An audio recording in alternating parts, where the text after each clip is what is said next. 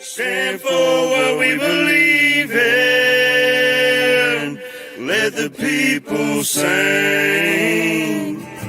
I pledge allegiance to the flag of the United States of America and to the republic for which it stands, one nation, under God, indivisible, with liberty and justice for all. They will not break our country's strength. They will not take our nation's freedom. Let the people sing. We will not turn our backs today. We will stand for what we believe in. Let the people sing.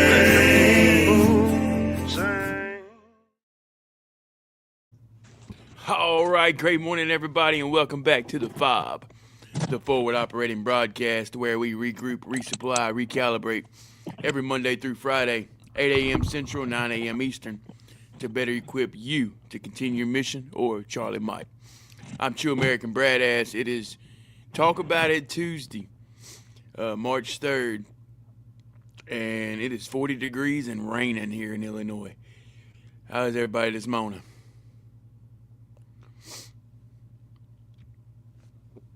I got Traits there with me. He'll be up here in a minute. I see Mark's real busy in the chat this morning. Great morning, brother. How are you? Good to see you. Yeah. All kind of good questions. Let's see.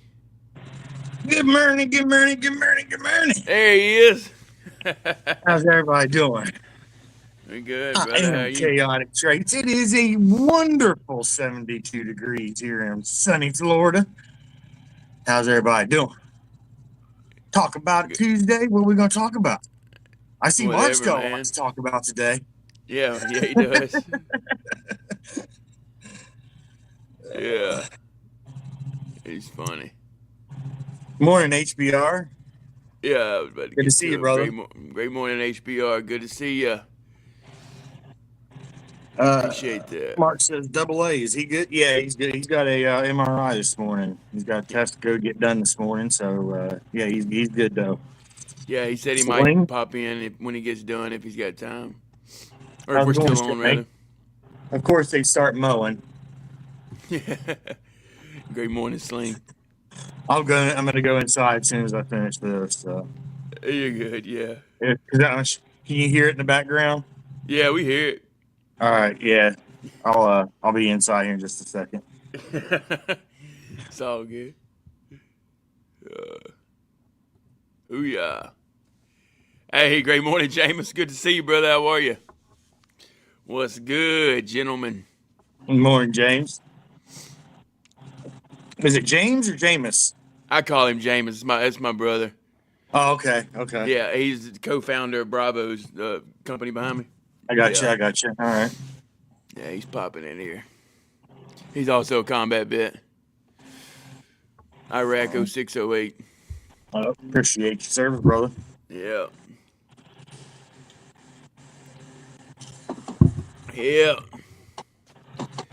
Man, they get started on these yards down here early in Florida. I'll tell you that. Assholes. Well, you're an hour in front of us, so I guess it's really not early there. Yeah. I mean, 9 o'clock. It's early for me. Right. 50 degrees in Kansas. Gotcha. Is it raining over there, Sling? HBR said you and your 71 degrees. You're right. Oh, hey, Mark's still going. I was hoping Brandon was still in the chat. You know, I had to get him going for the day. Yeah. If they are balls, why do I get in trouble for playing with them? Mark's on one today. Yeah, he is. Love it. First cab, lead the way. I say who? Yeah, he was first cab, Black Knights. No rain yet. Gotcha. 6 a.m. It's still dark here. Where you at there, HBR? HBR's on that West Coast time. Yeah, he's in Cali or what? What is that? Oh, uh, I think Yes, he sir. is in. Is he? I think he is Cali, or I don't know. I can't. I'm not sure. Mm-mm, mm-mm. Washington. Washington State. Yeah. Yeah, he Yeah. said it. I was thinking, trying to run through going through all them files in the drawer. Yeah. Yeah, he got it. Yeah, Washington State. He answered it back just as I found the folder. Yep. It's funny. Look at his little picture over there. That's the little. I remember that paperclip guy, man. Yeah. That's from like back in the day, ain't it? Yeah. Yeah. Yeah. Was it who was it? Was it AOL that made that I don't paperclip know. guy? I was thinking Microsoft Word or something. It could have been. It could have been. Yeah. Yeah, but I might be wrong. I know it's old school. Yeah, appreciate that, Mark. Hey, good morning, Kentucky.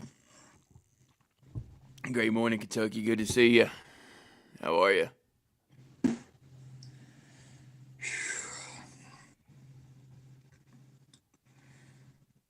'46, North Carolina, beautiful.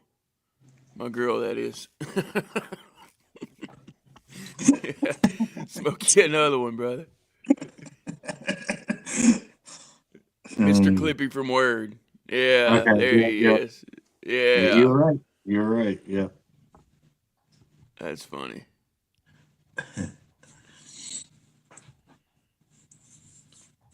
He must do a lot of clips then, huh?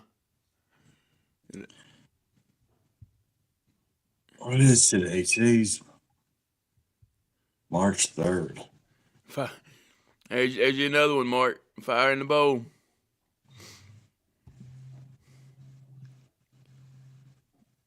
Yes, today's March 3rd. 3-3. Second spinal steroid shot. Hey, good luck on that, brother. Yeah, good luck. That don't even sound fun. Make sure you take them little things they give you to dissolve under your tongue before you go in the back. If they still do that, I don't know if they're still doing that or not. Those, I think it was Ativan they give you to dissolve on your tongue before you go back. Calm your nerves. Yeah. Mr. Clippy was always down to help people. That's Oh, right. got you. Yeah, that's a different way of looking at it. So maybe that's what he does. You know, he's always down to help people. That's awesome, brother. Keep being you. We need more like you. Down the bone. Got a bunch of potties in the comments this morning. Stuart, good morning. Good morning. Yeah, we won't ever forget that Beirut, brother. October 23rd, 1983. We can almost rest now. Keep the good work up, boys and girls. Amen on Yeah, that. took long enough, but I think we finally getting somewhere. Hey, great morning, Stuart. Good to see you, brother. How are you?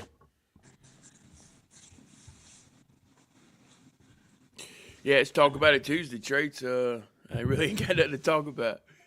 Man, Rainy weather. I'm sure I've got plenty to talk about. My brain is like not completely functioning. Yeah. Well, shoot, you've been busy moving and everything else, man. Man, it's been crazy. It's funny. Something that I guess this is something kind of good to talk about. When you get backed into a situation and all the talk about I can't. We've talked on this before. When you get yourself backed into a situation where can't doesn't cut it. You find out things about yourself that have been there before. You just don't think that they're still there. Right. And that telling yourself that you can't, man. You just got to overcome that and dig deep, because there's times that come that won't work. Right. So, and this week has proved that. Yeah. You got a lot of things done you never thought you could, huh? Man, I don't know how I did it, but You just kept it pushing. got done, Do you suffer for it? Probably. Yeah. Will you hate it? Probably. This is gonna suck? Probably. Right. But it's not gonna kill but you. but it's not yet right. I'm still here, So and bones, bruises, they all heal. That's right. So Yeah, good stuff. Never forget to take Ron hostages. That's right, Sling. No such thing as can't. There's only can. Amen, brother. that's right. That's right. 2 words that shouldn't exist is can't or won't. Through your mind and Jesus, everything is possible. Amen, brother. Yep. Yes, sir. Yeah, he's got a lot of good words there, Mark. That's why he's my brother. Yeah. He actually he had to shave, unfortunately. We were the beards of wisdom. That's what we called ourselves. But he had I like that. he had a death in the family, and he ended up shaving his beard off so he could be in his Class A's. So, but he still got the wisdom. He still got the knowledge. I told him to come up here sometime, so we'll get him up here. I remember I had to shave over my aunt. I was out of the service probably 10 years, maybe something like that. And Right. my aunt was getting married, and she wanted me to walk her down the aisles in my dress whites. And so it was the first time I'd shaved since I got out of the military. Yeah. And I hated it. But, Took some years off, huh? yeah. Yeah. But yeah. Yeah, just the respect thing, though, man. And you'll Yeah, never forget absolutely. it. Yeah. Hey, what's I up, don't Mike bring my Chance? uniforms now. Hey, good Great morning, morning, Mike. brother. Good to see you. Yes, sir. Doing all right this morning. I think we all just a little tired. It's raining here in Illinois. Traits is sore from moving.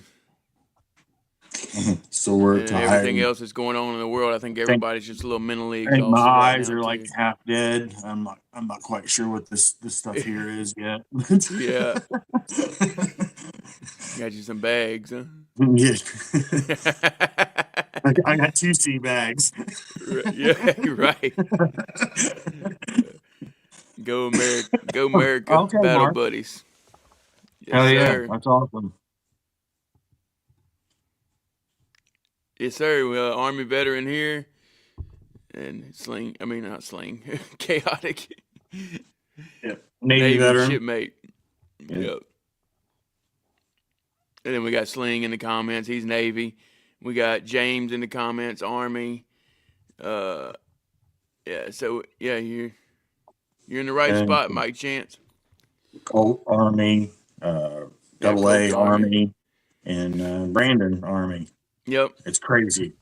They all ganged up on me, man. I'm not sure about the whole situation, but Yeah. It's Sling did both. And Mike's Army too. Yeah, Mike's Army. Okay. I say hooah.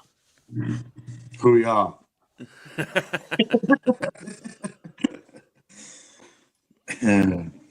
Yeah, good to have you, brother. Good to have you.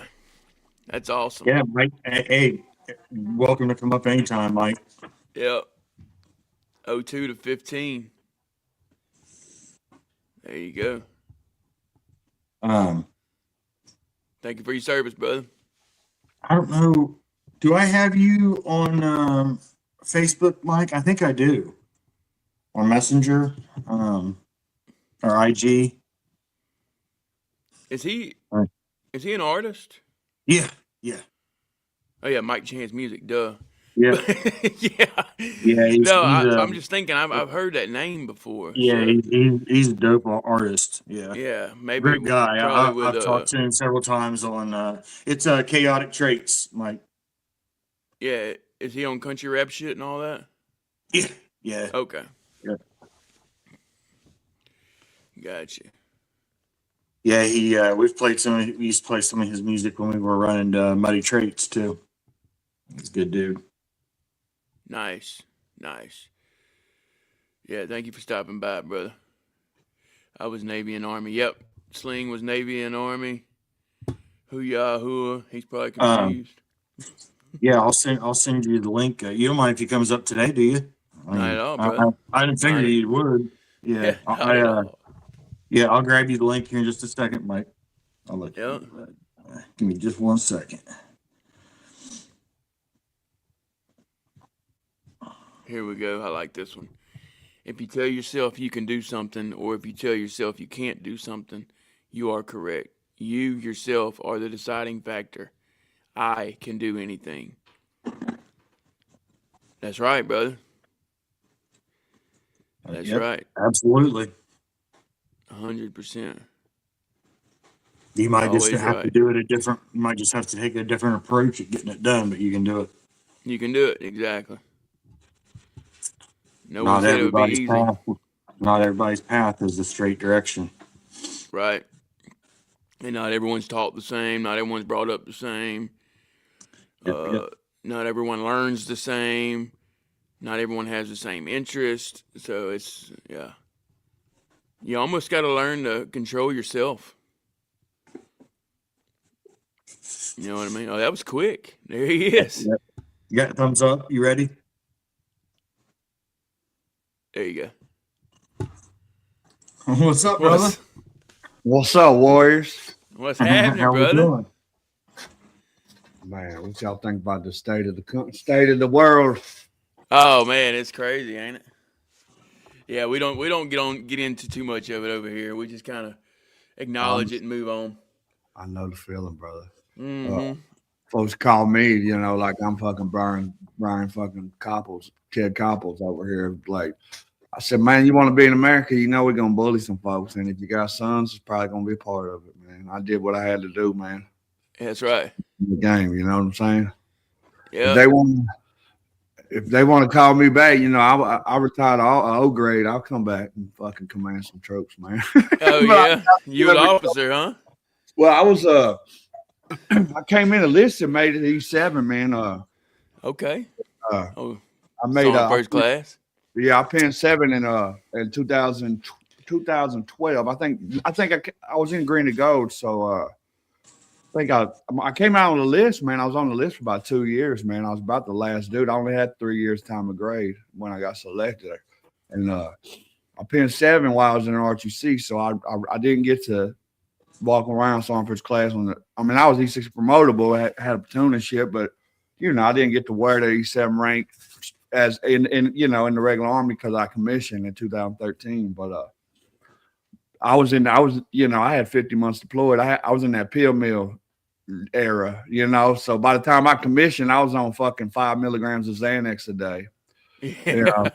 I remember my first. I went to a unit, man. They sent me to a fucking chemical battalion, bro, and they were all weenies, man. And I was a humid guy. I wasn't no fucking. I was a soft skill guy, but I was out there fucking running sources, and I was in Hammer Down with fucking what was it out of Hawaii? Was it 127? Anyway, the fucking Cacti Brigade. We was up there with fucking 101st. And we did Operation Hammer Down 1, then came down and did 2, man.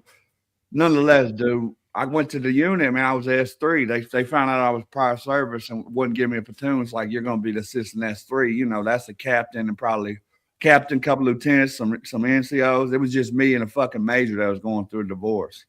Yeah. Right?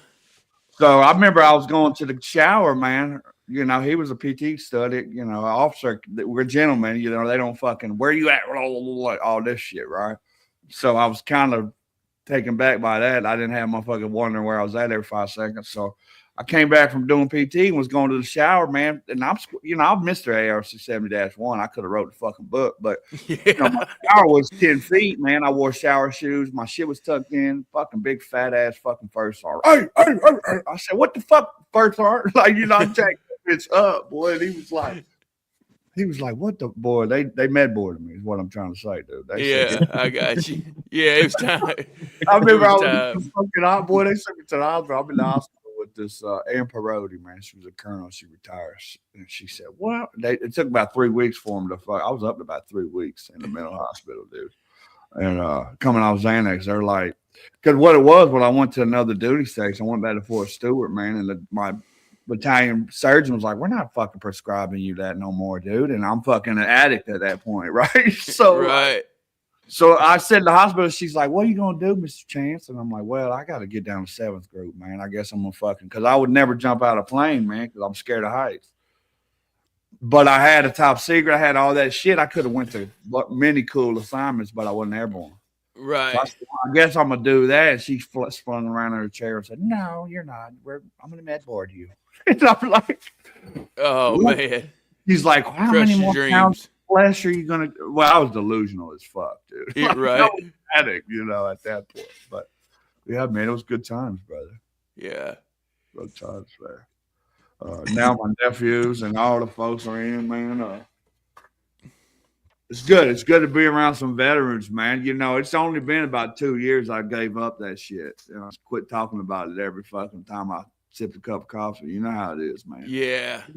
Finally, we just have to accept it. I'm not a fucking soldier anymore, right? It's like, right. Nobody You're always going to be a veteran. Right. And we're never going to fit in. Yeah. I worked at the VA for a little while. Oh, did you? Doing what? I was a peer specialist. Okay. Almost like a counselor, huh? Bubba, let me tell you, man, I couldn't do it. I couldn't listen to fucking people bitch so much. Because, I went through, I got buddies that, when I got out, man, it was just, I got buddies that are battalion commanders now. And then, I got the enlisted folks that were sergeant majors. And I kind of, I felt bad, and I was really bad off for a long time. So I finally got in recovery and made it through that. Like y'all were talking about a little earlier, just put one foot in front of the other. And I said, let me go down to the VA, man. But dude, I was tired of talking to sad people fucking all day, dude. And it's not like you can just talk. It makes your situation worse. It's not like you talk to them and just, let them go. You got to write fucking reports for an hour after each veteran leaves, man. And then I had a female boss, bro, who was like a fucking PFC in the Army and was like, come here, fucker. And I'm like, whoa, dude, like, chill the fuck out, bro. Right. I was on that ticket to work because I'm on Social Security, man, and it came to that 9-month mark where they give you the 3 months probation to figure out whether you're going to stop your pay, stop your Social Security, or take your salary again. I said, man, I resigned, brother. Yeah. I said, I'll take this little chump change the Social Security gives me, man, rather than take orders from you, bitch. Like, that's just not happening. No, I mean, nothing against women. I think women are fine. Some of them can be fine leaders if they don't fuck everybody there in the organization. That's what I would tell all my females. Just don't fuck nobody that it works with us, okay? Because they will talk about you. There will be a rumor about you. I promise. No matter how much he tells you he loves you, right? Yep. This is true. This is true. What kind of knee pads you wear? You know what I'm saying? Well, I was AIT platoon sergeant, man. I remember standing there for staff duty and shit. Them little privates come around. I'm like, get your fucking battle buddy, man. Don't come around me without no fucking battle buddy. I can honestly say, man, I never tried to harass no feet. I was a good fucking leader, man. I was the guy, because we were cool guys, and DIA and shit would come and we'd share intel and shit. And, I remember one time they brought us a bottle of liquor, boy, and I poured that bitch out when they left, right in front of my privates, man. I said, boy, I ain't jeopardizing my shit for your little asses, bro. If it was solo mission, I probably would have took a couple shots, but not them damn privates, boy. Hell no. We kind of find out they smoking hash and all that shit. Cool. I still talk to them, Yeah. They were like, sorry, you don't know. We was fucking, and I was like, I knew you all, motherfucker. Well, we were. I was a private too, man. Yeah. You think I don't know? Right. Yeah, boy. I was in Iraq in 2003. We did an invasion. I was at Stewart, man. We would get liquor. Them little kids would be out there, ficky, selling porns and shit. Did y'all go in the early days? Did y'all deploy? No, I wasn't there. No, I wasn't. Well, there. look, man, when we first got there, so when I got to Iraq, dude, we could leave if we had 4 people. We could go anywhere, dude. Matter of fact, I got drunk and left fucking as a private, left my guard, dude. He walked to the female base to use their DMT phones. Came walking back. Back then, I had a slow ass fucking NCO named Drinkman who got his head ran over by a bus. So he was like a 16-year-old forever, right? So we'd be like, so he'd get mad and you'd start smoking yourself and he'd forget about it and shit, type shit. Yeah. Well, I was wild, brother. I was wild. It was wild back then, bro, because a lot of guys got out Desert Storm and it wasn't nothing but the turds left. And then President Bush was like, we're going to war. And like we had like one fucking NCO. It was all privates. And we were just Wild West, dude. It was. Yep. I think I've heard a lot of stories. My unit, like right in like July, August, I was free when we were getting ready to leave, right? Because they told us, they're like, hey, man, we get to Baghdad, y'all out here. They're going to replace y'all. Then we get to Baghdad, and they're like, oh, we might be here for the long haul. We're like, fuck. We're tired, bro. We've been riding in a vehicle for 30 days in MOP level 4, dude. Like, fuck. Because, you know, we thought we was going to get chemical attack then, brother. Right. Brother, I remember that M8 paper, like the fucking environment turned that shit pink, bro. And and we're like sleeping, right? Because we're exhausted. I wake up. And that retarded fucking NCO was sitting on my gas mask because, you know, we wore it on the right leg or whatever hand you were. And I'm like, it's every man for himself, dude. And I got so paranoid, I thought I had got hit with a fucking chemical agent, dude. Oh, shit. And I'm about to fucking hit my leg with that entropine, dude. Here come my crazy ass first sergeant, Christopher Gilpin, who ended up being the AFRICOM sergeant major. Okay. He said, all clear, killer. Right. Dude, I served with a lot. Like I met Petraeus, dude. I was on the fucking. Oh, really? Yeah, you ever heard of the transition teams? I've heard of them. Yeah, I've heard of them. So that whole coin, that counterinsurgency shit, that's Petraeus, right? And you know what the coin that runs like, just build the populace, kind of like sow those seeds, like what they're doing in Iran. If you don't think special forces didn't go in there and start that revolt and all that bullshit, if you don't think they're not supplying one of them little fucking guerrillas to, you know, I mean, so yeah, dude, it's what hearts and minds, win the hearts and minds of the people. That's what it was. So that was his baby. Yep, hearts and minds. So the Coin Academy in Camp Tazi, Petraeus was there. He'd come down and speak, man. I'm telling you, bro, that motherfucker was a sexy beast, bro. Petraeus. You know, he was a really good speaker, man. I mean, I don't listen to nobody. I sat there for about an hour and listened to him, man. He's a really good. He coined me and shit. I met Petraeus, man. Lloyd Austin was my ADCM. He was my assistant division commander for maneuver. And General Blunt fucking flew out of theater. General Lloyd Austin really commanded the invasion of Iraq. General Blunt got credit for it, which nobody liked him. You never heard of General Blunt, have you? No. He was 3rd ID's division commander when we invaded Iraq. Okay. General Webster took over. I ended up working for Webster, and then, you know, he made 3-star. I was protocol. When I came in as a fucking cook because I got a robbery charge when I was 18. All right. So September 11th happened, and I was about to go to jail, and then they started opening the floodgates. They gave me a waiver, but I couldn't get no clearance. So they're like, you got to go into 92 Golf. I'm like, what the fuck is that? They're like, oh, you're going to make ice sculptures, and you're going to be like a chef. And I'm like, oh. Cool. It's all black dudes, right? It's all black dudes, and we're like boiling big bags of fucking slop, right? And I'm like, what the fuck is this? And it's like, and you know, you know firsthand what they feed us. I'm not racist, all right, but I will tell you, it is reverse racism going on in that field. Like these black dudes are in there like slapping each other with bacon and shit, dude. And I'm like, what the fuck? Like, bro, it was horrible. So I reclassed. You said slap bacon, man. I just had a Space Dad flashback for a second. Larry Del Reed. He's got that song, Slap Bacon. Bro, they'd be like, yeah. you can't make biscuits like me. I'd be like, bro, I don't give a fuck. You can't run fast as me. You know, like, right. It was the worst experience ever. Yeah. Like, so, but then they used to have, it was called a 97 Echo, and they called it was Human Intelligence Collector. And they used to graduate the 10 level course and then go on to DLI in Monterey, California, and learn one of the hard languages, Mandarin, Arabic, Pashto, whatever. But the Army realized that human intelligence was driving the offensive operations, and they were like, we're going to suspend that requirement. So motherfuckers like me, infantry, all these guys, we're like, we're going to be interrogators. Oh, yeah. So when I get to the unit, bro, it's like a bunch of dudes that were playing Dungeons and Dragons their whole life. And I'm like, get over here, Private. And they're like, oh, it's this guy, right? Like, I'm singing cadences and shit, dude. They didn't know what the fuck. They hated me, dude. Like, it was fun, dude. Anyway, let me stop talking, man. It was shit. No, you're good, dude. Let's talk about it Tuesday. That's what we do, man. Oh, my God. I'm going to go grab a coffee, fella. I've enjoyed listening to you. I'm a storyteller, dude. Let me go. I'm going to grab a coffee. Hold on, guys. All right, brother. Yeah. There you have it, guys. Mike Chance. I love Mike, man. He's Yeah, funny. it's awesome, man. Yeah, he's a good dude. Is that the first time you got to meet him or talk to him? Yeah, meet him personally. Okay.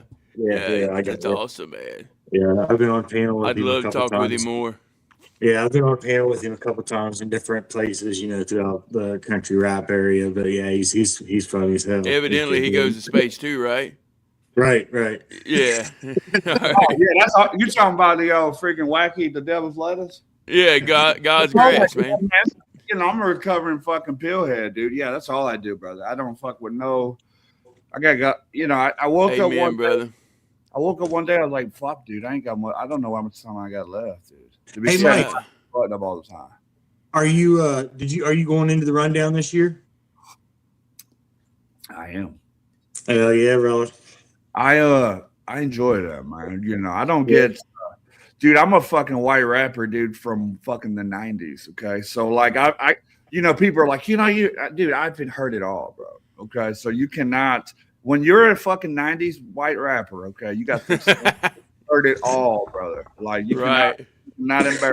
We've already embarrassed ourselves, dude. Okay. We were wiggers. We were the first wiggers. You see the guy on Facebook, the wigger, and he be talking about, man, he's funny talking about the wiggers. I think it's hilarious. Dude,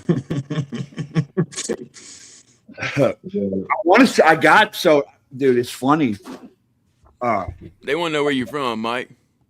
I'm from Little Rock, Arkansas. Okay. 501. 501. You know what's funny is 501. I just know 501 Bryce. Yeah. Well, his cousin or uncle, I don't know who it is. The guy that kind of runs and manages him, his name's Corbett. Okay. Mm-hmm. And Corbett's cousin is my homeboy, Steve-O Trailer. His name's Steven Trailer. And he owns land right there in I think it's Grant County, right there in Sheridan, Arkansas, outside of Little Rock. And a lot of 501's first videos were filmed there. My buddy, he was like, my cousin's a rapper. And I'm like, who? He's like 501 Brass. And we called Corbett.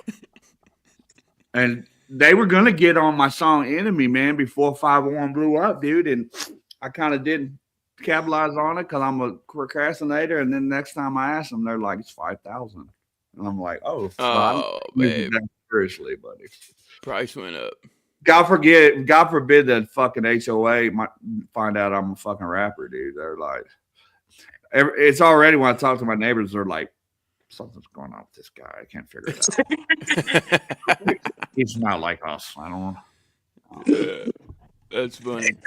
I remember that fucking HOA was trying to remove the president. I was smoking a big blunt in my fucking garage, and here they come, and I'm like, hey, get the fuck back. They're like, They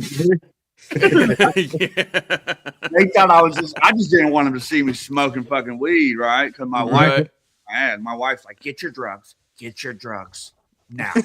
And I'm like, fucking weed, man. Like, dude.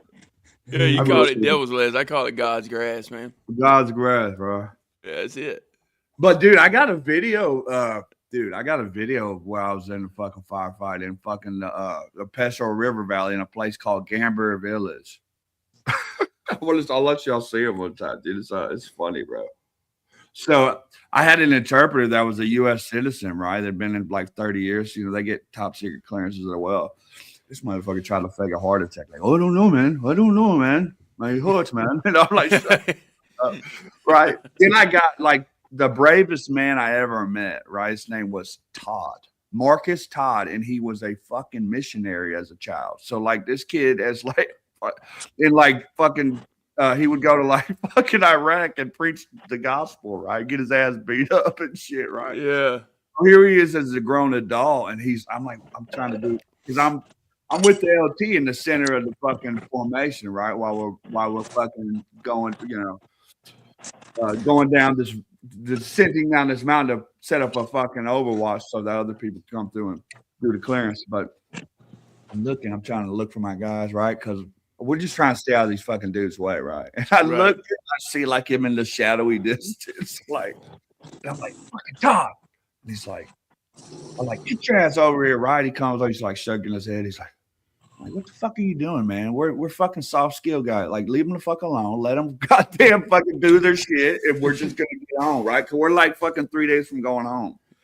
This is one of them operations. We'd been there for a year, and we're tired of getting fucked up, so we stopped going in there. And then Hawaii comes in, and they're like, we're not getting shot at enough, right? So they're like, right. we're like, up a little bit. Go there, they're gonna fuck y'all up, and they're like, we're gonna go clear real quick and come back. We'll be back by lunchtime. Turned into like a 4-day operation. The brigade had to get involved. Dude, we called QRF. They fucking crashed where we just fucking landed 4 hours earlier and get attacked while they're trying to. Dude, it was a mess, but I got some of it on videotape. It's pretty cool. It's called Operation Hammer Down too, bro. It's a big battle, and here's my dumbass out there like fucking. That's crazy, dude. It was like I'm looking around at these infantry guys, and they're looking like, "What the fuck?" Right? Because like the LOVI assets are like, "Dude, they're coming from Nurston. They're fucking y'all up, right?" We're like, "What the fuck, bro?" Fuck, it was nuts. So yeah, I've had like moments. It was pretty cool, but I thought all those were cool, man. Because here I am on my 4th tour, and I'm like, "Fuck you, bitches," right? But y'all know what neuroplasticity and shit is, and neural pathways and stuff, right? Y'all know about it. So, I didn't know at the time that all that trauma happening was creating, fucking with me physiologically and shit. So here I was on a treadmill. I'm like a marathon runner, dude. And I was like, I'm having a heart attack. Dude, I would like call the ambulance to work and shit, like embarrassing shit, right? I even had a stress test on the cardiologist, like, dude, your fucking resting heart rate is like in the 40s. Like, you're in extremely good shape, right? But, dude, I was convinced, and that's when the Xanax, dude. By the time I was in Officer Basic, OBC, my class leader, the captain, was like, I'm like, dude, I'm done, bro. I can't do this no more. I don't even know what's up and down, dude. Right? Like I would have disassociation. Y'all ever heard of that? Like leaving fucking like a weird acid trip. I'd be in school and like fucking, I was just like, dude, there's no way. And Xanax saved me, dude. And then I became an addict. Hey, good morning, Sonia. Good morning, Lazy D. Lazy D says, spit some bars, Mike. Spit some bars? So, hey, great morning, Lazy D. How are you? Good to see you. I do got a, y'all never heard, you didn't hear my song Pain? I got a couple military type songs. Yeah, I was going to ask you if you wrote music about any of that, dude. Yeah, can you play a song? Do y'all play music on this app platform or no? Yeah. You want to do it? Just go to YouTube. Go to Mike Chance Music, man.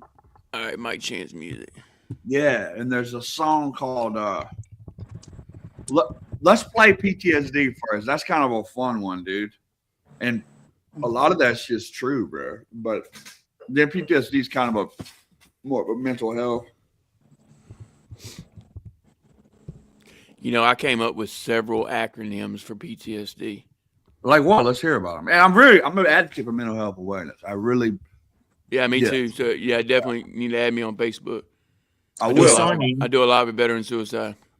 You got any fights coming up anytime soon, Sonia? Sonia Golden Gloves in the chat. Oh, really? Sonia. Great morning, Sonia. Good to see you. A female fighter? Oh, yeah. Oh, I love. You know what, dude? I really got into that. I like Amanda Serrano. I'm a really big fight fan, bro. Like any fucking fight I'm watching, I could be a goddamn commentator, dude, for UFC probably. But, yeah, you should. Yeah, you can look her up on IG. Okay, cool. I like Amanda Serrano, dude. Clarissa Shields, bro. Dude, I love watching her fight, dude. I really think she's the greatest woman fighter of all time. Surpassing Layla Ali, in my opinion. or if you can't find her, I'll send you her. Guys. Is there any way before we get off of both y'all can send me? I got chaotic, but your Facebook links, man. I would love to connect with you. Yeah, definitely, brother. Yeah. We have a Definitely. Discord group too. You got Discord, Mike? I will. We can, man. We got a Discord group. Coach my bud, man. That's my dude. Yeah.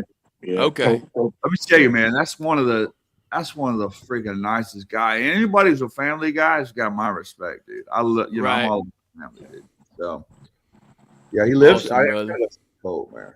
Yeah, you see that, and I'm glad you said that, Mike, because I'm sure the chat thinks you're nothing but a crazy, just out there, different man, different kind of person. But we're still family men at the end of the day, and we still have big hearts, and we've seen a lot, we've done a lot, Mark cracks me up. Mark's on it today, man. He said, what?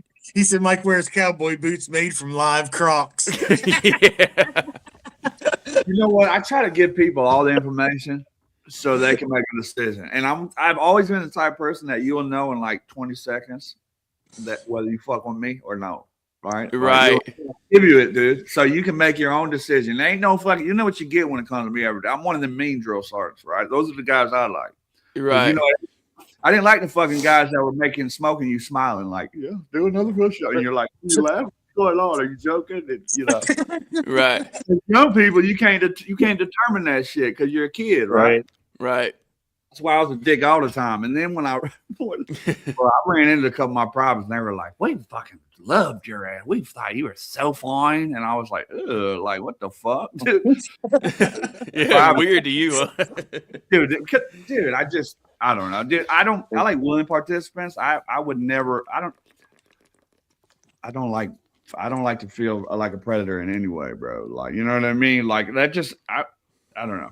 If I didn't think I didn't like. Great morning, Elise. Good to see you. Good morning, Elise. I got you, brother. But now, like you were saying, the PTSD, dude. So I'm like the acronym king. I guess that's what they call me. But I come up with acronyms for everything. I guess that's a military thing. We did in the Army. So PTSD, here's a few for you. Pushing through sad days. Okay. Physical training strengthens daily. Yes. Positive thinking subsides depression. Yes. Pictures that show damage. Okay. Pushing through struggles daily. All right. Pastimes show daily. Okay. And that's it for PTSD. Great, man. I think here's one. People trying survival daily. Appreciate y'all taking y'all's time to do this for folks, man. I mean, that's great. I'm glad y'all started doing this, man. I missed y'all every day because my mornings are pretty busy, but right. Mm-hmm. Yeah, I like those, Brad. Appreciate it, man. Yeah, and I have a goal with that. I want to come out. I want to put that on all kind of shirts and stuff, and sell that as a package. And you have like a whole PTSD kit. And yeah, I got big plans with it. And I like doing little word plays myself. Yeah, I know you do. May I say something regarding mental health? Of course, brother. So, for the chat and anybody, because you never know who's watching, right? So, like, if you don't think there wasn't a time, there was a time in my life when there was no light at the end of the tunnel. Okay, when I would wake up every day and so many days I woke up not happy that I started waking up and saying, "Was it? What's this life?" Like it was just, I was crying to everybody, dude. It's to the point that nobody wanted to hear, because nobody wants to hear a grown man cry. But what I will tell you is that if you keep putting one foot in front of the other, okay, and just trust the process, eventually that light will glimmer and you'll see it. You just got to. It's like, we already know what the book said so far, but we don't know what the future holds, And guys called me the other day, wanted to commit suicide. I said, man, you don't know. You want to because you're in a tough spot right now. I promise you, because I've been there, right? And there is hope, man. So that's what I wanted to say. Yeah. Yeah, and we preach that, brother. I'm glad you reiterated on that. I There like is that hope. too, Elise.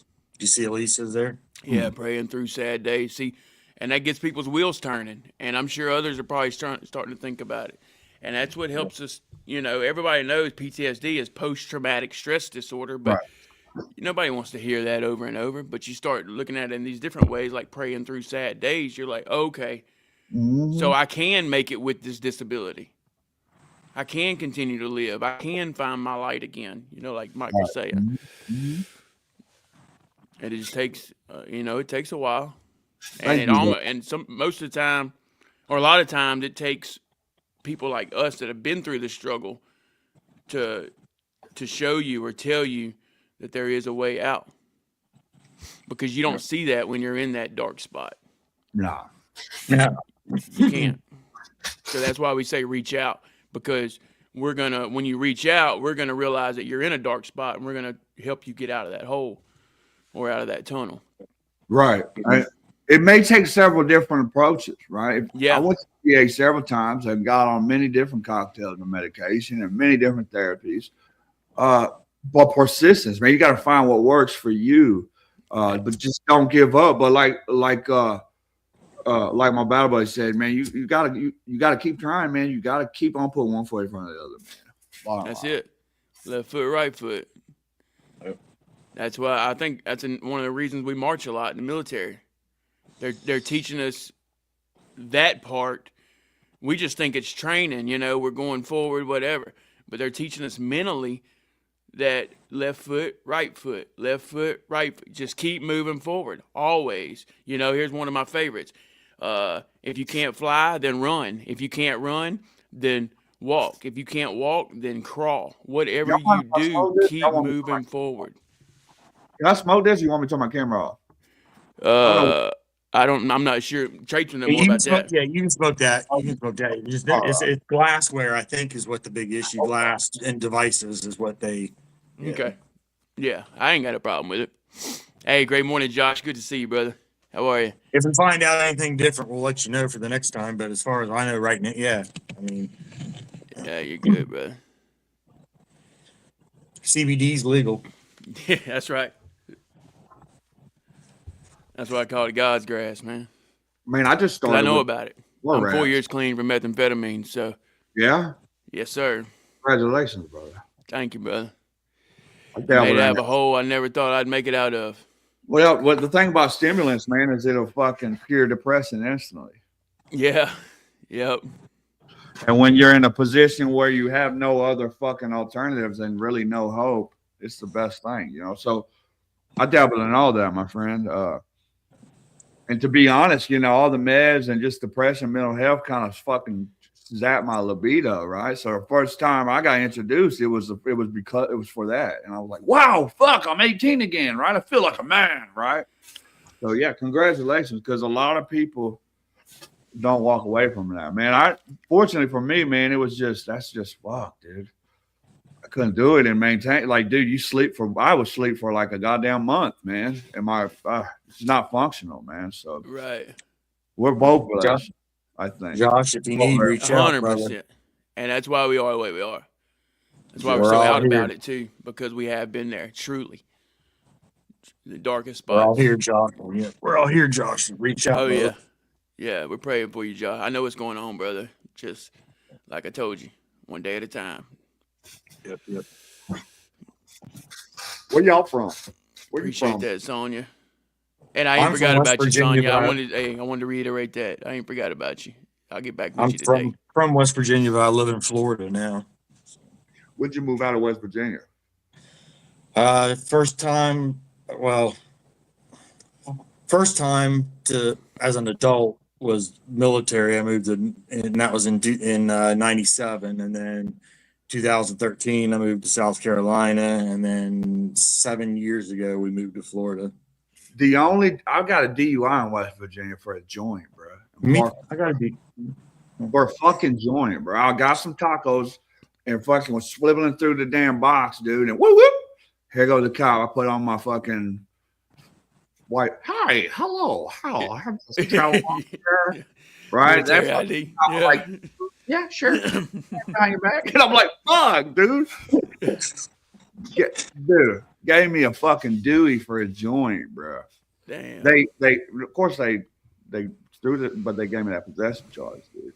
Still my license, dude. Had to take. You know what sucks about it is those DUI classes are expensive. Yeah, man. You know, so I was fuck. I'm gonna go to grad school and be a therapist. I actually was in grad school to be a clinical mental health counselor, but I didn't finish. I was doing the peer specialist. I said, fuck this. You're right. It wasn't Yeah, what I you got wanted. You thought you wanted, huh? I'll never forget. His name was Wetzel. His last name was Wetzel, right there in Parkersburg. That's where I'm from. Officer Wetzel. I'm from Parkersburg. Bruh. That's crazy. I said, he said, I understand. Put your hands behind your back. I was like, what the fuck, dude? Say, dude, he didn't give a fuck, bro. And I was like, Dirtiest cops you'll find in. Yeah, my wife just says dirtiest cops you'll find in West Virginia.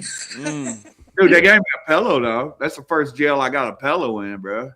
They got a nice facility there, nice jail, it's brand new and shit. Right. When was that? This was 15 at the time frame, 15, 16 era. That's when they first built that new building downtown, where the holding facility. Yeah, man. I was coming from Chicago. They had to hit quota, huh? They pay for the building. I was coming down that beltway from Chicago, going to hit 95 and go south to Bragg. I was at Bragg at the time. Yeah. I wasn't in the army. I had kids there at the time, but Gotcha. You got kids? Sonya, and yeah, Sonya, you know that you can always hit any of us up. I got 6 of them, bro. 6. Jeez. I got I had a whole family and then had another family. Because, I don't know, dude, I fucking was a habitual cheater. I was a terrible human being, man. And at the time, didn't even think I was. Made excuses on why I exhibited poor behavior. It was never my fault. It was always somebody made me do it. And I fucking ruined it. That goes back to your mental issues, though. Right. And I had issues from my childhood, that I didn't work on. Yep. But yeah, I was a terrible human, terrible to a woman, and thank God she's forgiven me. I think she has at least, but it was just no excuse, man. Yeah. So I had another family later. I got a second chance. Gotcha. Well, that's awesome, brother. So you got a good relationship with all your kids? That, we're good to add on to the keep going forward thing. I've said it before, say it many times. If you start struggling with moving forward, turn around. It's all right to turn around and walk backwards, but make sure you turn around and walk backwards so you can keep moving in the same direction. You can see how far you've come. That's right. I love the way you put that. And I think people got somebody had to explain how the brain works. And we talked about it earlier in terms of neural pathways. When we think about a neural pathway, you think about your first thought, your first experience. You can remember that's a neural pathway. So when you have some trauma, and then you develop these new neural pathways, and then you start having different behaviors as a result of the experiences you had in life. If you continue that behavior, think of it as like if you go to a snow resort, right? There's this packed down snow that all these tourists are snowing on, and that's just a natural line of drift that you want to follow. Right. If you keep making the same behaviors, you're just going to get deeper and deeper and grooved. Yeah. Once you start. What people don't understand about the brain, once you start doing new behaviors and make new neural pathways, once that other one's not activated, that negative behavior, it's going to die. That's how your brain works. So when we tell you, hey, try to practice new behaviors and do new things, if you do it long enough, it'll work. Your brain will fucking start to, I promise you. It's just hard for people to conceptualize, right? Right. And that's why I did what I did last month. I don't know if you followed that, but I did the GWAT 100, and I did 100 miles, and I did an extra 22 for veteran suicide. But the biggest thing there was 28 days of consistency. Right. So I rucked 28 days straight, and I wanted people to see that. And now I want you to know that I feel like I have to go ruck every day now. because I've done it for so long, So like you're saying, it opens up a new pathway. So those that are afraid of, or they want to go on a workout routine, or they have health goals, or whatever, they want to do something better in life. Just try one thing for a week. Just try it. It's not going to hurt you. Just try something new for a week and see what it does for you. You're going to have gratitude. You're going to, you know what I'm saying? You're going to feel accomplished by just doing it for that 1 week. And then that 1 week turns into 2 weeks. And next thing you know, it's a habit. And then going back to what Mike was saying, it becomes a neural pathway. So it's a whole new spot for your brain to go versus leaving it in that negative, I'm not good enough, how am I going to make it out of this hole? Yeah. So, It's and granted, depending on how long you've been stuck in that original path, sometimes it might take longer than a week, but you're going to notice a change, start noticing small changes quick. right. It might not be as obvious to you as it is to me in a week, but you're going to notice something, and that's the key is to be able to see that little bit of something that's starting to change, and Right. to run and chase after that. Takes a little faith, man. And if you're talking to people that haven't experienced it, that's why these support groups are so vital, because people that haven't experienced it are fucking oblivious. Because you couldn't have told me 10 years ago that because I would have said, fucking just, you got a good life, because you can't fathom it, right? Until you've experienced it. So don't waste your time talking to your mom or dad or spouse or whatever, anybody who's never been through it, because they're not going to understand it. They're going to try to be sympathetic, but eventually they're going to get tired of hearing you bitch because they can't conceptualize what you're going through. Exactly. Right. Exactly. So don't feel bad, right? Unless you talk to somebody who's been through it, they'll never understand. Yeah. I'm glad you said that. That's a great point, Mike. Great point. Sonia said, April 1st, I'm doing my first sobriety live to celebrate 12 years off all hard drugs. You guys have gave me so much motivation. You don't know how many people you all truly help. That's amazing, Sonia. Thank you for sharing that. And congratulations. Keep going.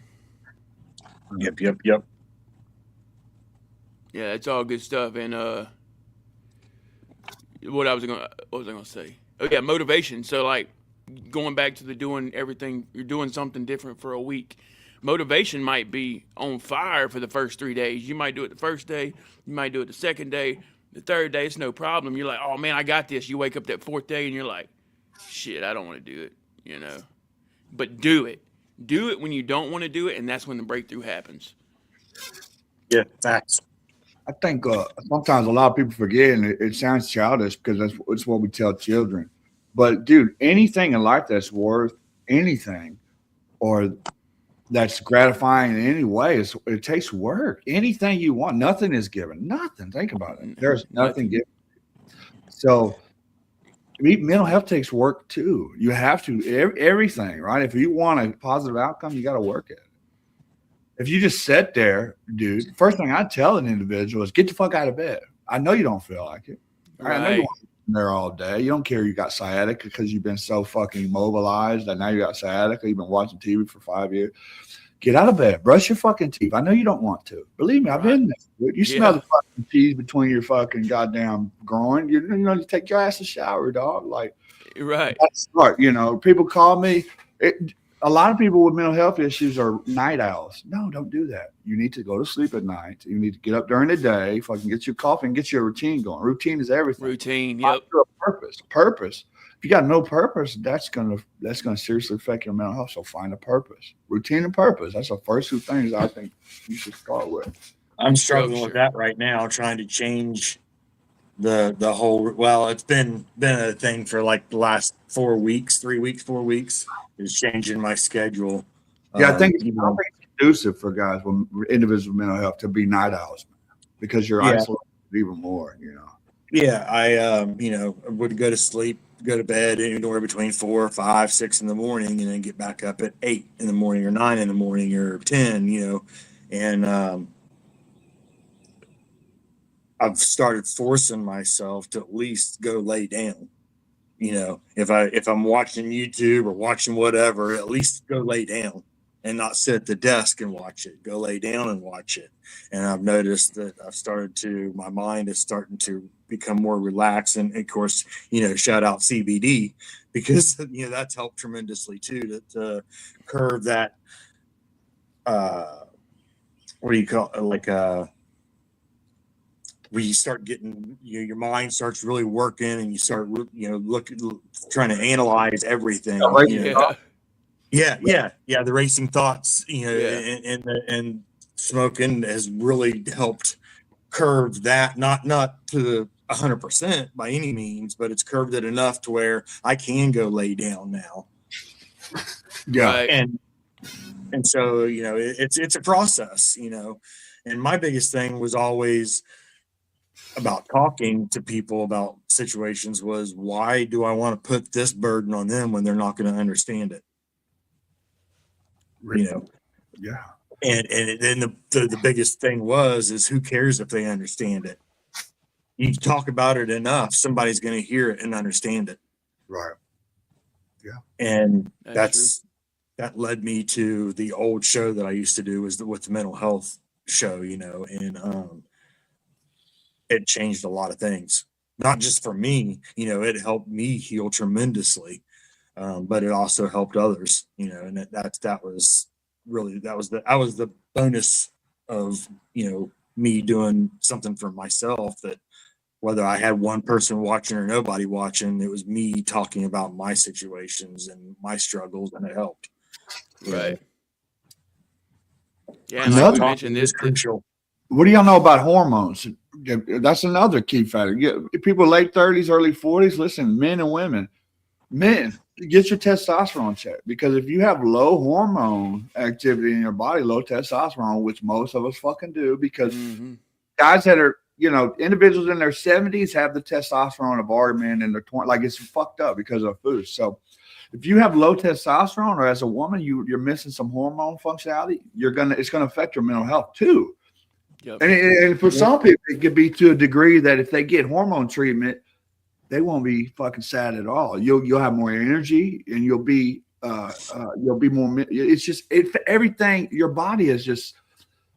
It's so interesting how things work. But you really got, I think, to understand mental health, you got to get involved in the science of it, right? Because otherwise, you won't ever conceptualize it, dude. You'll just think that you can you can overpower your will, can, you know, like, but now, because it's science, bro. It's like fucking wood, oxygen, and a flame, right? That's going to create fire. It's just what's going to happen. So until you realize that, dude, you're going to be spinning wheels. Right. Yeah, it's facts. You have to, not to go down that big, huge rabbit hole, but, you know, you look at options as far as natural options instead of big pharma options. That's another thing, you know, Right. which I'm dealing with that now. You know, I've went from the amount of prescription pills that I was on is crazy, and to now I'm only on one pill every other day versus, you know, 20 some a day, you know, and it's crazy the change that I've noticed mentally. You know, not leaving the physical part out of it, but the mental change of coming off all the prescriptions and just going to natural supplements that do the same thing. You know, it's been crazy and feels so much better. Right. So with any of the mental health diagnoses that are in the DSM-5, I think as an adult, right, all we want to do is have normal functioning lives, fulfilled lives, right? And what mental health does is it affects everything that you're supposed to do. Really, it affects your emotional maturity as an adult. Okay. So we think about all the mental health and emotional maturity. What are side effects of them? Money issues, sexual dysfunction, relationship issues, all these core things that makes an individual a functional adult and to feel satisfied. So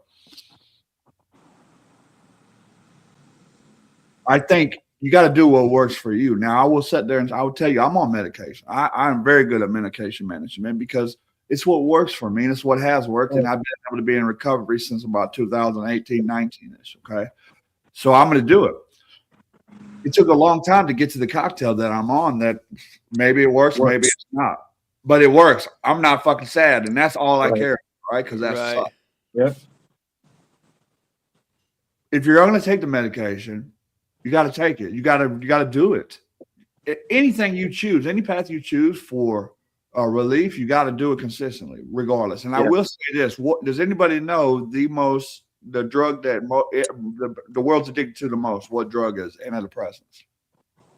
Because if you don't know, like venlafaxine, you talk Effexor, you get off that shit, you're gonna have static headaches, all kind of weird shit. Like it's gonna fuck with you. You're gonna feel weird coming off. You're gonna have withdrawals.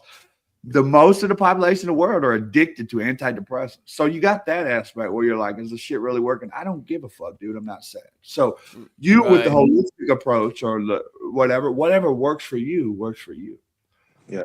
But that's it's the one I'm on now and coming off of it with the brain zaps. You know, we talk about this several times in the mornings, you know, but like you turn left, your head's still forward. Weird. But they've gotten so much better. You know, I was on 3 a day of one medicine that I'm still on, and I'm down to 1 every other day. But I'm replacing it with natural things, and it's been a not just a 2 week or 3 week or a 1 month long process. It's been a year long process of slowly, gradually, you know, okay, well, let's see what this does if I go. And, you know, and in communication with my doctors too. You know, it's not something that I just done on my own. You know, it's something that I've been in communication with my mental health doctors at the VA, you know, that said, hey, I want to try something. You know, how do I do this? And, you know, we started the path. And granted, I've stumbled, I've tripped, I've fallen, you know, I've, you know, been back on, you know, worse things. I've been, you know, it's been a battle and it's been a long journey, but I'm finding different avenues and different ways to make me feel just as good or better than I was when I found that combination. You know, granted, that's not everybody's thing. So don't think that, like, you know, like what you were just saying, Mike, you know, that doesn't work for everybody. But for me, it's worked so much better because I'm not that zombie. I'm not a happy zombie. You know, I'm especially on narcotics, like the way, and you know, those benzodiazepines. And for benzodiazepines, we're talking about Ativan, we're talking about Klonopin, Xanax, and Valium, right? So all those have been linked to you know, the memory, you know, those cognitive diseases and things like that. But you know, the risk of ODing, like, dude. And like this young lady said in the chat, you know, she said those are hard to come off. Benzos, I had to go to the fucking rehab because you have to be. So benzos and alcohol are the only substances that you can actually die. More Miss Laurie. They're also, so when you go to rehab, they'll counteract that. They'll give you barbiturates, right? You know, stimulants and all that, those let you get sober, right? Sleep it off, but. Yeah, so it's very dangerous, man. But I'll tell you, Lexapro really did wonders for me, my anxiety. Lexapro, I'm an advocate for that because I'm telling you, dude, anxiety is torturous, man. You know, it is. It's because your body all the time to get nowhere. Yeah, dude. I remember having to get in the tub, dude, and just sat there, man. My ex-wife would get in there and just fucking hold me like a kid, dude. Because I don't know what the brand name is. The one medicine that I'm on now, duloxetine. Yeah, duloxetine, and what is that? That's what's the brand name? Hold on. I can't remember what the brand name of it is. But that's the one pill that I'm down to now. Is the duloxetine. Let me see. But Lori says, "Good morning, Mike." Lori's World. Cymbalta, yeah. So that. Hey, good morning, Miss Lori. I like Miss Lori, though. Yeah. Cymbalta, yeah, that's the one that I'm on. That's the only one that I'm on now. Yeah, it's just, I mean, it got to work for you, man. But I was on at one point. I was on, I think it was 13 different antidepressants at the same time. And that's excessive, That's man. insane. And Yeah. that was that. The VA just says, okay, well, let's add this one, add this one, add this one. Oh, we'll add this one. And it got to the point where all I did was sit in my wheelchair and slobber on my keyboard, and eat and drink. And I was 375 pounds in a wheelchair and wasn't moving. Yeah, You know? that's boy, that man out of prison will put some weight on you, bro. I was And 180 pounds. yeah. I started saying, And my wife one day was like, something's got to change. And so she started going through my medications and was like, okay, let's talk. Let's go into the doctor and see what's going on here, because you can't live like this, Right. And the obesity is ridiculous. Getting Yeah. fat as fuck, dude. Like I was and so thirsty. All the medications had me so thirsty. I was drinking 5 gallons of water a day minimum. what about Yeah. y'all got sleep apnea? That's another contributing factor. Sleep. And diabetic. I was medically medicinally triggered or whatever. I can't remember what the exact word. But the medicine was making me diabetic. When I come off the medicine, the diabetic, Yeah, there's parallel. my everything went back to normal when I come off all that medicine. Liver enzymes, cholesterol, my A1Cs, all that So shit it's fuck with your pancreas. went to normal. Yeah, it was like, that's weird. I'm healthy now when I stopped the medicine. Like, what's up with that? Right. Y'all heard of Ibogaine, right? Yeah. Y'all know what that does, right? So we were talking about that snow resort. Think of it a snowstorm coming through and just covering up all those fucking grooves. That's what Ibogaine does. Basically starts you fresh. I looked into it. It's 10,000 in Mexico. I heard they started in Texas. They're doing some trials. Yeah, they're saying it like completely like. Well, does like I away said, with- think about your neural pathways and think about a snowstorm, a heavy snowstorm coming and filling all of them in. That's what Ibogaine does. Okay. Yeah. It's pretty gnarly. It's That's from the intense, dude. it's from the Ibu tree. They've been Got a using, I've got a peeker down here. all them jokes have been used 10,000 years. Yeah. I seen something out of the corner of my eye. I was like, oh. Yeah, they're trying to get it to where the VA will actually prescribe it, right? They got they said in Texas, one of my buddies, I went to source operator course with him. He's a battalion commander down in Fort Huachuca, and he was telling me about it. He said in Texas, I think, they're doing it, man. Let me tell you, that Thomas Bruno, man, is one of the coolest fucking officers ever, bro. Like, Yeah. yeah, I went to back in the day. I don't know if they still do it, but if you were level 2, if you went to source operator course, you could instead of telling like informants, like, I don't know that information, but if I did, I could probably do something. You can't task them. Yeah. But eventually, once you get enough info on the guy, you'd be like, look, dude, I'm intelligence, bro, and I'm going to pay you to go fucking take this recording device and go in there. All right, big dog? Good job. Right? So, but you got to go to level 2 train. You got to go to a school for that. And we went to that school. It's officer and enlisted together. You go. It's all fucking branches. You have Navy guys and head guys for the Marines. But yeah, he was in there with me, man. Yeah, I got you. TNT. Goofy ass Mike was a fucking goddamn spy. They don't even know that, bro. Yeah. I got my fucking, when they hit me with that P3 profile for psych, them bitches yanked my motherfucking clearances, dude. Take this. Shit, I didn't want to do that shit anymore. When you do something cool like that, everybody got their hand in the cookie jar. They're like, hey, I was just stopping by. Hey, what are you doing over there? Like, get the fuck out of here, bro. Like, I'm close, TNT. Close. I took Brad on a walkthrough this morning behind what'd you do, the bro? scene, and I'm close. We're close. Still a whole lot of work to do, but we're here. So and we're able to function. So that was the biggest step, is getting to where we could function in the new place, and then start, piece by piece, putting stuff where it's gonna fit and belong. What'd you do, Brad? What'd you do in the military? I was an Army medic. Yeah, I was Doc. What's that? 68 whiskey? 68 whiskey, yep. Yeah, my cousin's a medic. He spent his whole career on a sport surgical team. Oh yeah, I did. Well, I did convoy security in Iraq and Afghanistan. Basically the same mission in both Where at in Iraq? countries. All over. We was based in Al Assad for the first half, and then we moved to Joint Base Blood for the second half. Okay, you know We what stayed Falcon? on the road. Where? Falcon. Falcon. So when you got Sounds familiar. when you got you know what the airport is. Yeah. That big road going to the airport. That's route. That's route. One. No, Or Tampa. no, the route going. You got Vernon. So, anyways, it goes like this. You got checkpoint 543 was right there, but it made like this, and this was Southwest Rashid, the airport right here. I was always in Southwest Rashid. Okay. Like Got right, Irish. That was There you Irish. go. Yeah. Yeah, you're right. I was there 2 fucking tours. I was there 05, 06, and 07, 09. I was there when we were running up in fucking what's that place? Fuck, that place that got crazy. They let us take tanks in there in the mid to the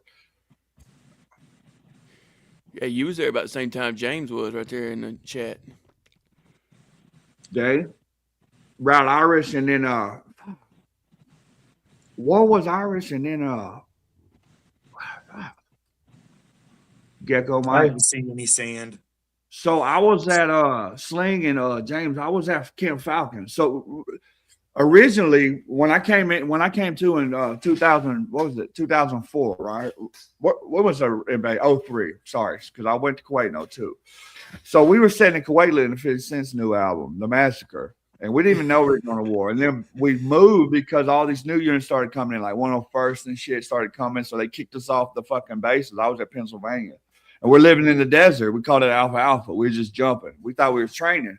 Then they fucking had back in the day, they had an old sand table. We didn't have all the technology. We had pluggers. We didn't have fucking GPSs and shit. We had pluggers. A big box with a fucking antenna. And the command built a fucking real sand table kit, dude, with fucking, and was like, yeah, we're going in the morning, dude. So the bombing campaign is going to start tonight. I remember sleeping, dude, and when the bombing campaign looked up, it was a 998, a 2-seater Humvee. I looked up, I was sleeping at the tailgate, my boys pissing off the corner. It was like the greatest fireworks show you ever seen. So then we invaded Iraq. I made it we was at the Olympic Stadium, right? And what's funny is the Olympic Stadium had cages and like fucking shit for animals, tigers and shit. So when they started mass looting, we would throw the bitches in the fucking. Boy, it was a different time. Yeah, I was about to say. Yeah, there was a lot of shit. Like we could do whatever we wanted. Okay, like we would roll. I could go to the market with 3 battle buddies. Right. And we'd roll to the market and we'd get our cigarettes. And like I was telling them earlier, them kids, them little 2-year-olds would be selling pornos. And they would stand on the side of the road and go, fiki, fiki, fiki, fiki, making a humping motion. And we'd be on guard duty. Our platoon sergeants and shit would be like, get me a bottle while you out there. Fucking you get a bottle. But, it wasn't no bases. I was at the Olympic Stadium. There's the teardrops, the blue fucking, I was there. But again, we didn't have armor. There was no... When we were leaving my medical platoon, Be right back. It was like the first IED in Iraq. And because the Iraqis weren't fucking fighting us, it's the foreign insurgents that came in from fucking Iran and shit. They were like, fuck these Americans. The Iraqis, they didn't give a fuck. They were happy. Right. They were happy as fuck. It wasn't until the motherfuckers, terrorist people started sending their fighters in to stir shit up. So, yeah, I was at Falcon and then I was at Falcon twice, and then I was in, and then of course the invasion I was just speaking on. And then I went to Afghanistan, 2010 to 2011. I was at Nangarhar. I was in Nangarhar at a place called Connolly, and then I moved north to F.O.B. Joyce.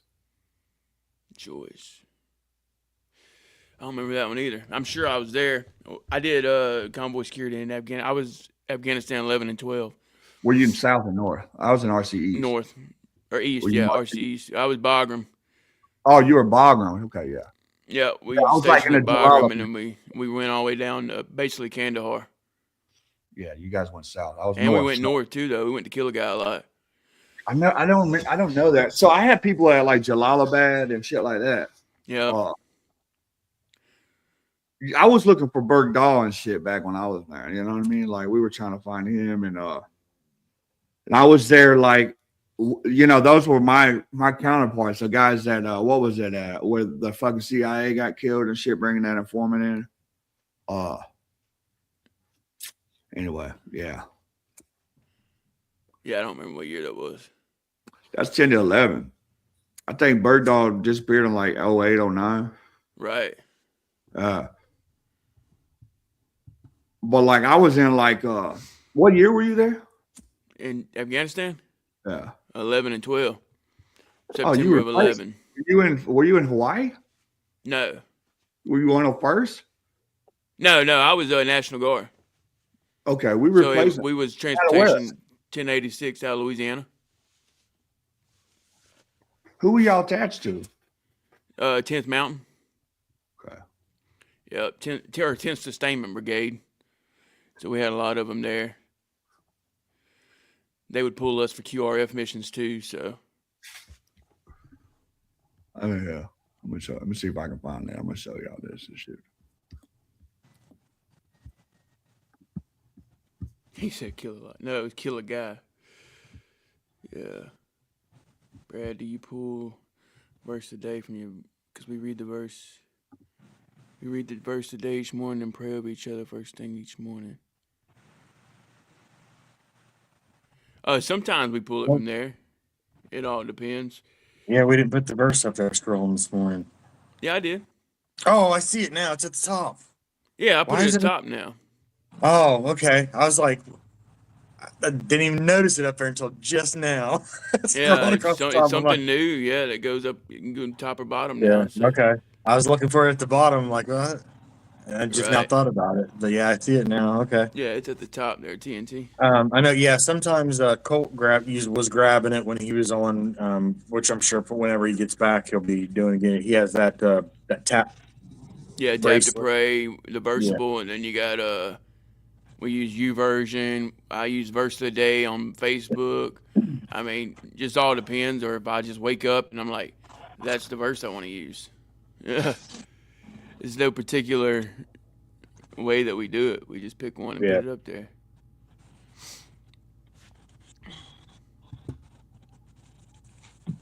Yeah. See, I was in before most of y'all was in. What was your function? I was aviation ordnance on the Enterprise during Desert Fox in '98. Yeah, he's before me. Yeah. Some of y'all weren't thought of yet. Yeah, I was in from 07 to 19. Give me a better idea. Yeah, I was from '97 to '01. I'm trying to figure out how do you find the damn video? I'm gonna show y'all the video. What the flip? Where is that shit at? Oh, we never even played your music. I forgot about that, brother. Oh yeah, I We'll did definitely too. play at PTSD before we roll out. We got sidetracked. While you find it, I'll be right back, guys.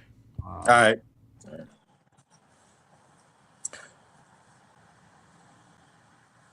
What video are you looking for?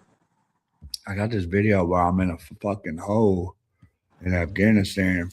Then Operation Hammer Down when I was a staff sergeant. Oh, okay.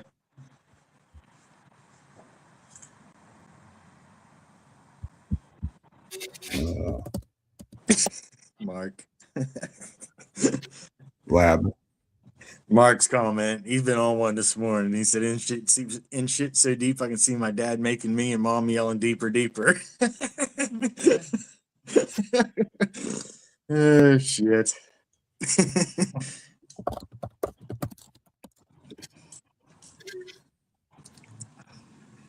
All right, shit, Fairness of the album, open a video for it. I had to go and look at that up, bro.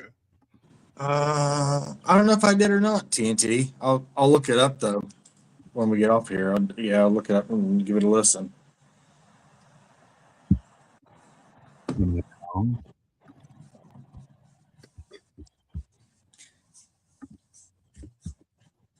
Yeah, I don't have my computer all the way back up and running yet since we just moved and whatnot to be able to go grab videos and add and share and any of that yet, but it'll get there again. Mm-hmm. I don't know where the hell mine. It's all good. Okay. What happened? I don't know where the hell you find damn videos on your freaking Facebook. On your actual profile? Yeah. Should say photos and reels. So where do I find the damn videos I've uploaded? If you're on your profile, Let me see. go to more. Are you on the computer? Yeah. Yeah. Do you see more? Like Yep. all about photos Yep. and more, and it should say reels. I think it's gonna got Nice, everything. Quincy. Oh, it's under reels. It should be. Mm. You know they're always changing that shit. Mm. Yeah, I keep getting some type of notification for threads or some shit. Yeah. Want me to use, such and such. Brad uses thread. Your friend Brad uses threads. You should too. I'm like, I don't care. I just got it set up to where it automatically posts to it. Y'all ready? But, yeah. This is Operation Hammer Down. You got it to add, Brad? You want me to add it? Yeah, you go ahead, Traits. All right. Tell me when y'all ready. There we go. It's up. Okay, yeah. My interpreter. Oh. Okay, this is All right, little interview time. Staff Sergeant I'm sorry, Chance. Chance. What's up? All right, so let me give you the rundown. All right, so this fucking dude, the BC, in conjunction with my command, thought it would be a great idea to drop us off, to air assault us in 8,000 feet into the worst valley in probably, what would you say, all of Afghanistan? Todd? I couldn't hear that very well. Possibly the worst valley. All right. Hey, real quick. Remember I told you about that fucking evangelist, Todd? Yeah. Yeah. Oh, look, we linked up with the, so we got pinned down for like 3 days. So we just now linked up with that platoon. Their fucking commander broke his ankle. Their LT got shot through the neck. We linked up with them in the middle of the night, dude. As soon as we get there, like, all right, it's about to be daybreak. They got to go refuel. So we're going to get shot at. Go fucking dig a hole. So now we're in this hole we dug, right? And you'll see Todd sitting up there like a retard, is what I'm saying. He's so fucking brave, he's retarded. So that's all I wanted to point out. All right, why? What is This valley. this valley? Is The Waterford. between this one and Korengal. All right, so what you see now, right, is fucking, me 4 fucking days later. All right, so here we are, air assaulted, fucking coming down this mountain with fucking 70 pounds, right? They thought we were just gonna walk in this goddamn town, and the fucking Taliban were gonna surrender and be like, oh my God, you caught us. Take what you want. No, about 2 clicks down the mountain, 3 clicks, they fucking ambushed the fuck out of us. Right? To top it all off, me, my interpreter, and my goddamn fucking What's my name, man? me, my bad, me, Nabi, and fucking Todd get shot up by a goddamn Apache. All right? Friendly fire. Kelly gets shot up by an Apache. All right? So now we have to worry about these motherfuckers shooting at us and our own goddamn helicopters. All right? So we stay in that position for a couple days, right? And then they have the great idea for us to fucking take 40 dudes in the middle of the fucking night and walk through the fucking Waterford. Walk through it. The worst So that's terrain. what it is. Past fixed fighting positions. Past fixed fighting positions. So take a look at this bunker right here. It's a real deal. All right. That's mine. It's a little fucking, it's a grenade. No, but you're going to look at my pants. Look at this shit. Hey, I'm taking this fucking movie home, man. I got fucking spandex. Just showing you the state of my fucking of our equipment here. All right, guys. So Afghanistan is brutal terrain, right? So imagine a platoon out there. We're out there, dude. We fell down so many times down this mountain. It tore the ass out of our fucking pants, right? Right. So we're all sitting out there in the prone for days. Our ass cheeks got sunburnt so fucking bad, bruh. I bet, dude. But I'm a veteran, so I wore spandex and shit, right? I'm the only one with ass cheeks that weren't exposed. But anyway, matter of fact, I was looking over this cliff and the fucking PO was standing right there and his fucking schlong dong was right. I didn't even notice because I'm fucking getting shot at. So we're like, and he's like, "Are you looking at my dick, bro?" I'm like, "Oh God, fuck, dude." But anyway, this is here. Look at that shit. Fucking. Oh, yeah. That's a new uniform. Yeah, look at the state, man. Unshowered. Motherfucker living in this goddamn fucking shit that me and fucking my man had to dig after like a damn 5-6K fucking road march up through the mountains into fucking caves and shit. From a Are you high done? position to a low position. Anyway, this is the way it is. This is what paralead clearing operation looks like. What? What is the bottom line? Bottom line up front, this is some bullshit. All right. More work. Okay, Sergeant, Mr. Todd. There's Mr. Any Brave. comments? Look at his dumb ass. I have never seen a battalion commander work so effectively with the Taliban to try to get his own troops positioned for effective annihilation. Fucking Ted Koppel from there. But Are you related to couple? no, I'm not related to him. He's so No, but seriously, like every move this battalion commander has made has been putting us into greater exposing positions to the enemy. He has countermanded every single one of his leaders on the ground from his cushy office back in F.O.B. Joyce. I agree with you 100%. Yeah, so that's pretty much all I have to say right now. Okay. Hey, look, but let me see what the fuck. Let me see. Bruh, did you? I have never seen a battalion commander. Bro, when I first met that fucking dude, I guess he was like God's gift to the unit. I told you they're a bunch of Dungeons and Dragons, and I had drove the bus. I took like the company fucking to the battalion, right? They were like in Bagram. Fucking, I hated that fucking Liberty or whatever that shit's called. That fucking road on fucking Bagram. Anyway, Disney. but luckily I had beard and shit, bro. We were in fucking Lax Grooming Center, so they didn't even know I was in the army. But I mean, this fucking idiot's in there trying to fucking smooth old glazed Sergeant Major who hated me. He was a fucking old MI guy.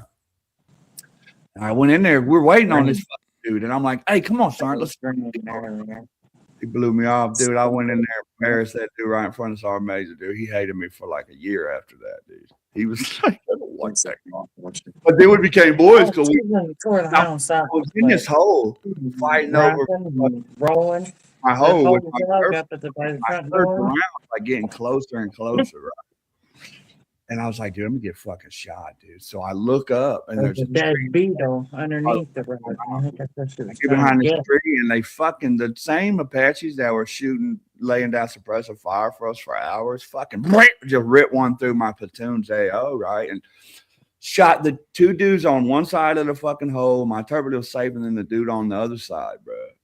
And all I remember, it shot him in the legs, right? Thank God. So, of course it was, dude, holy fuck, shit. motherfucker, shit. Right? After the dude, I'm like, the first sergeant comes down. He's like shaking me, right? But it's, it's a fucking shit shot in the mouth and blew all this shit on me. And he's like, I'll just remember looking at his mouth. He was like, "Are you okay? Are you?" And I'm just like, I don't fucking know. So he's, he feels me. I make sure I'm not wet with blood. And I heard them goddamn soldiers, motherfucker, he fucking shot me, right, dude? Like, oh, it was a mess, dude. It was a horrible operation, dude. Horrible. Yeah, and it was sounds my like it, last dude. week in Afghanistan, dude. I flew home. Like, I got out. Really?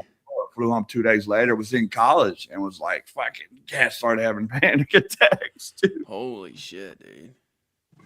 Yeah. Just when you thought you made it, huh? It was almost over. I know. Right, it's a humor only. But yeah, that's what I was talking about. So we're out there, goddamn, about to die laughing. Right, that's all you can do. That's why when my interpreter was like trying to fake a cardiac arrest, I was laughing at. I'm like, bitch, I'm not even medevacing you, bro. You signed up for this, dog. We're dying together. We're dying together. Out of here, bro. Like, we got guys that broke their ankles that we can't medevac. You think we're gonna fucking medevac you, bro? Fuck Yeah. Shut up.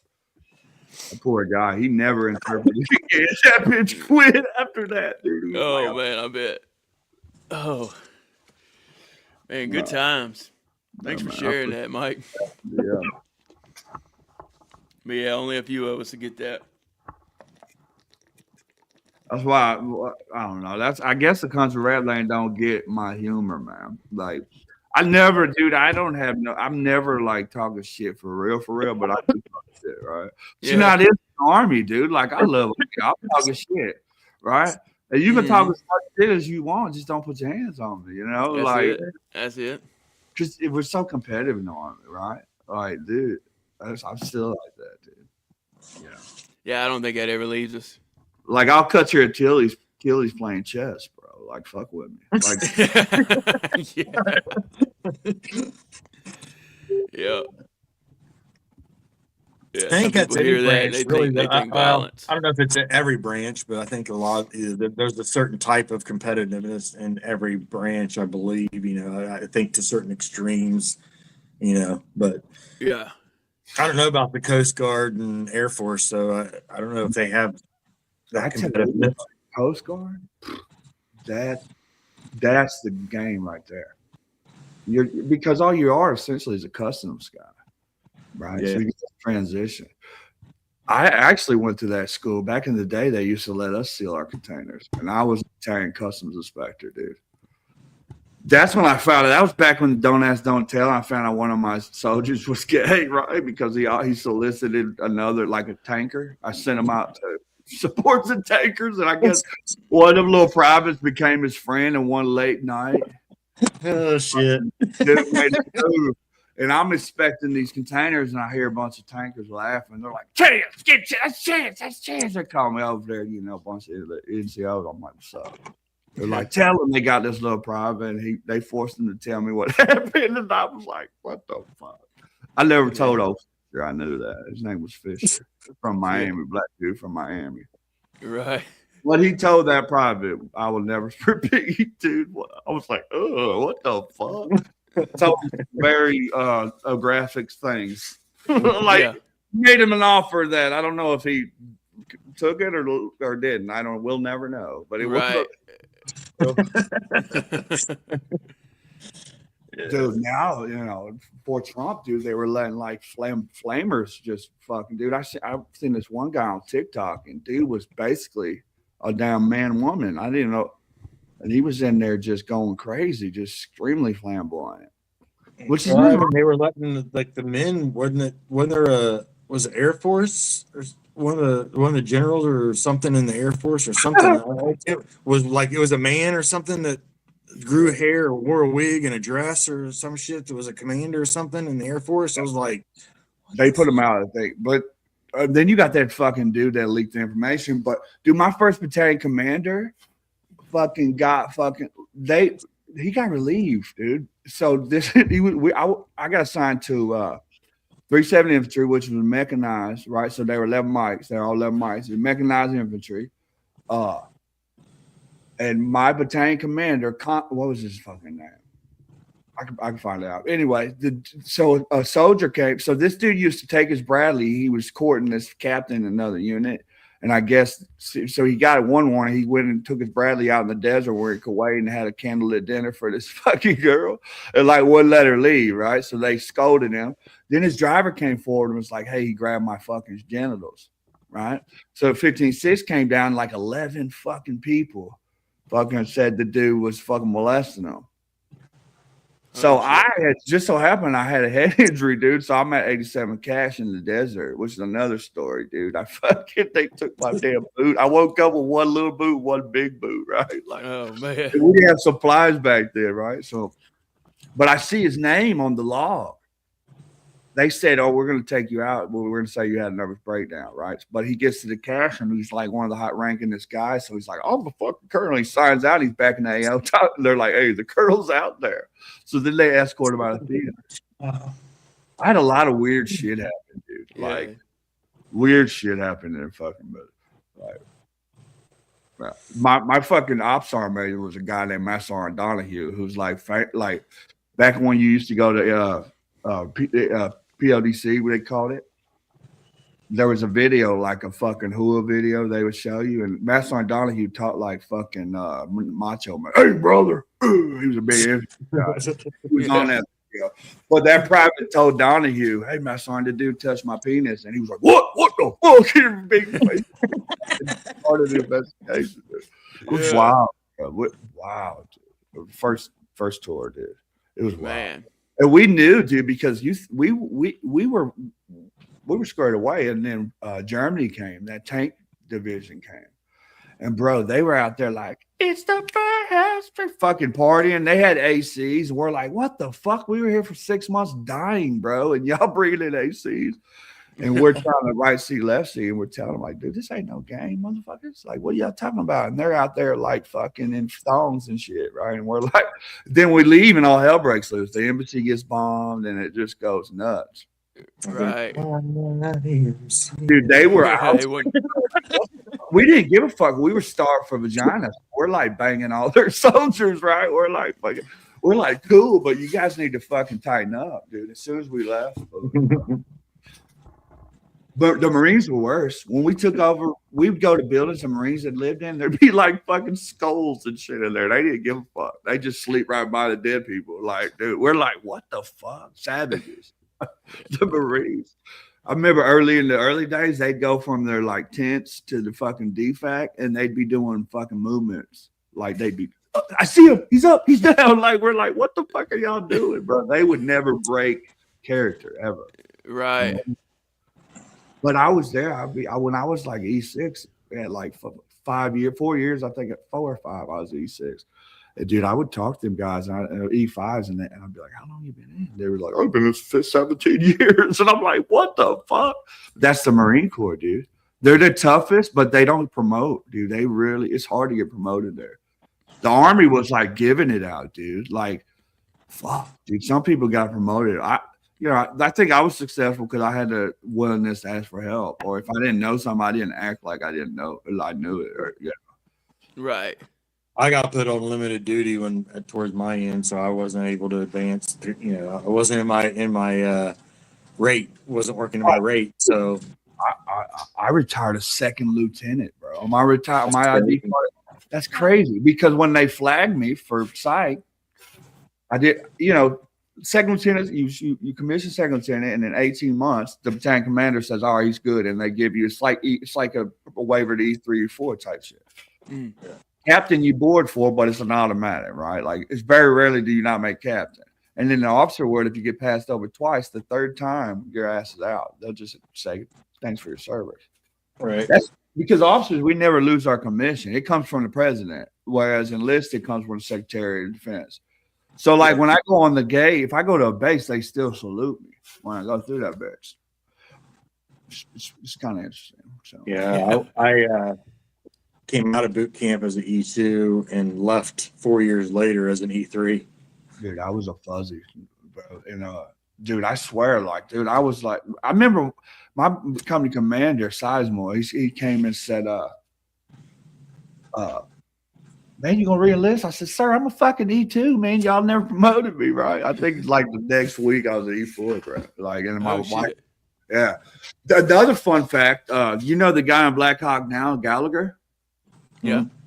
He was 3rd Brigade Sergeant Major at Fort Stewart. I knew Gallagher.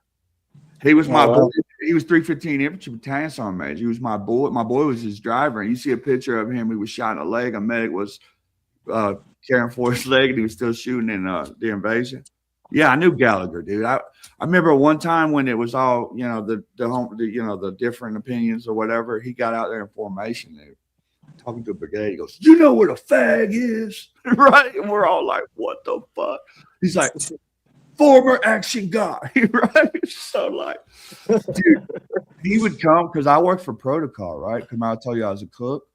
Right. So every general officer, when you make 1-star, you get a staff, right? And one of those staff members is a 92 golf. It's called an enlisted aide, and basically you're his fucking butler. So protocol's a grooming position. I went up there when I was 85 and I met all the generals and shit. So anytime a VIP would come to Fort Stewart, they would land at a private airfield. I'd go out there with like a greeting basket with a couple of privates and be like, hey, and I'd show them around like their escort or medal honor recipient, anything. So that's how I know Gallagher, right? I did all the Audie Murphy shit. So I met Gallagher. I met Steele when he commanded the Rockassans in 05. I served with him. Austin, Petraeus, Gilpin was my first sergeant. I actually splashed him with shit water. The idiot kicked his window out and we hit a puddle and it fucking I met a lot of fucking guys that Ordinero. I served with Ordinero when he was a brigade commander. His sergeant major was Sergeant Major Bob, and he was a fucking dildo. He would sit around and like get people Article 15s for not wearing a seatbelt on the fob and shit. Like, oh shit, yeah. One of those. Gotcha. And by the book. Yeah. with some of this shit, you know, I was a fucking shade. I would fuck you up for some best shades, you know, or black socks, you know, them the retards. Yeah. I was like, I mean, I told you it was reverse race. I remember there was a lot of black guys, man, and I'd be like, "Get the fuck over!" And they'd be like, "Oh, you think this is slave days?" And I'm like, "No, bitch, you're wearing Gucci shades, bro. There's a big fucking G on there, dog." Yeah. Oh, you're wrong, bro. I'm sorry. Yeah.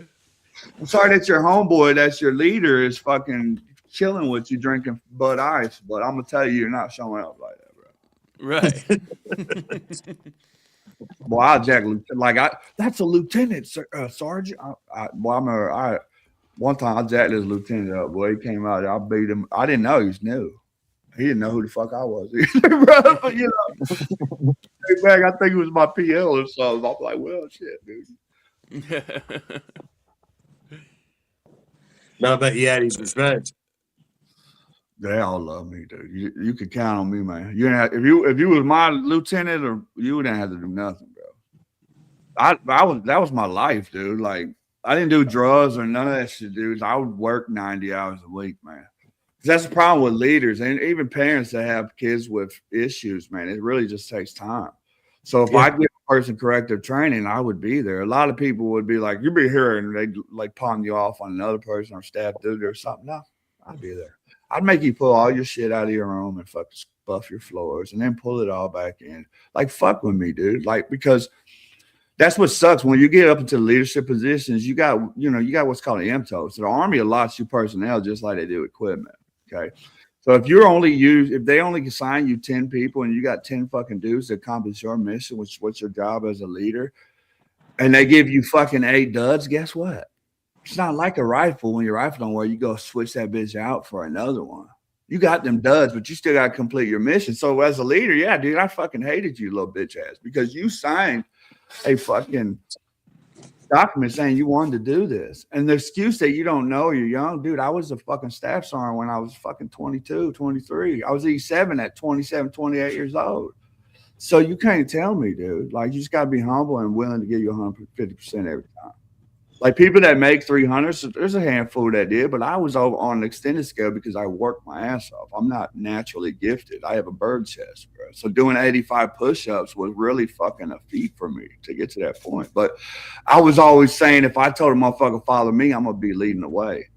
Right. I led A group. When I was at E7, I led A group still, bro, and was probably one of the fastest motherfuckers still. Not because I'm gifted, because I was on the treadmill running fucking, you know, doing speed drills, running fast for 2 minutes, slow. Right. You trained for it. Heart rate training, you know, is what really gets you fit. But yeah.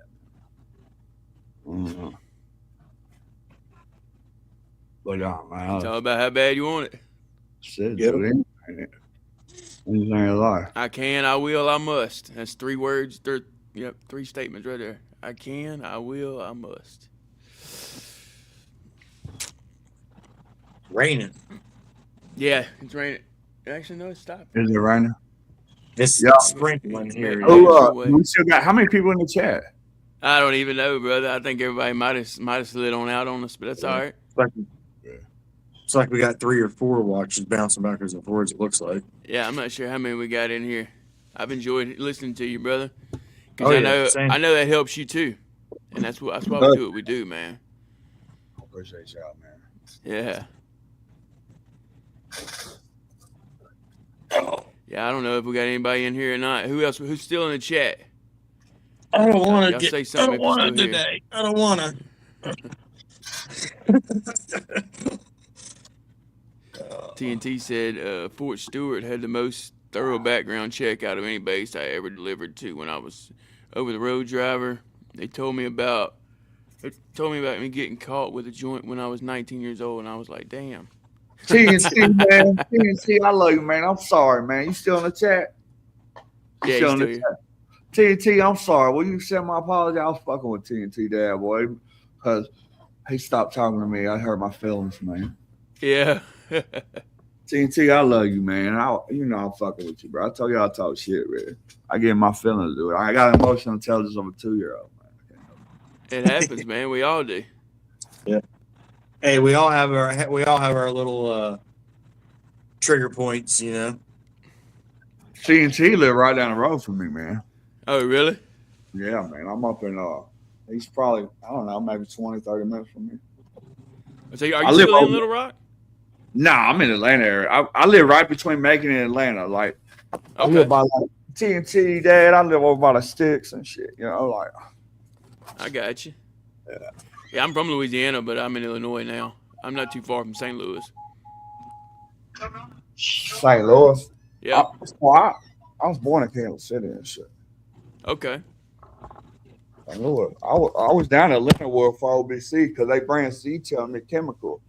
Which chemical is the chemical officer back? Dude, that's the hardest school in the fucking military. I'm not. Oh, I bet. As an officer, you're a fucking scientist, bro. So I'm in fucking OBC, which is like AIT for officers, and I don't even know the order of math, dude. I dropped out in 9th grade. Right? Yeah. I just went to so many schools that they were like, go to this, see what they evaluated me, and I had fucking What are you doing?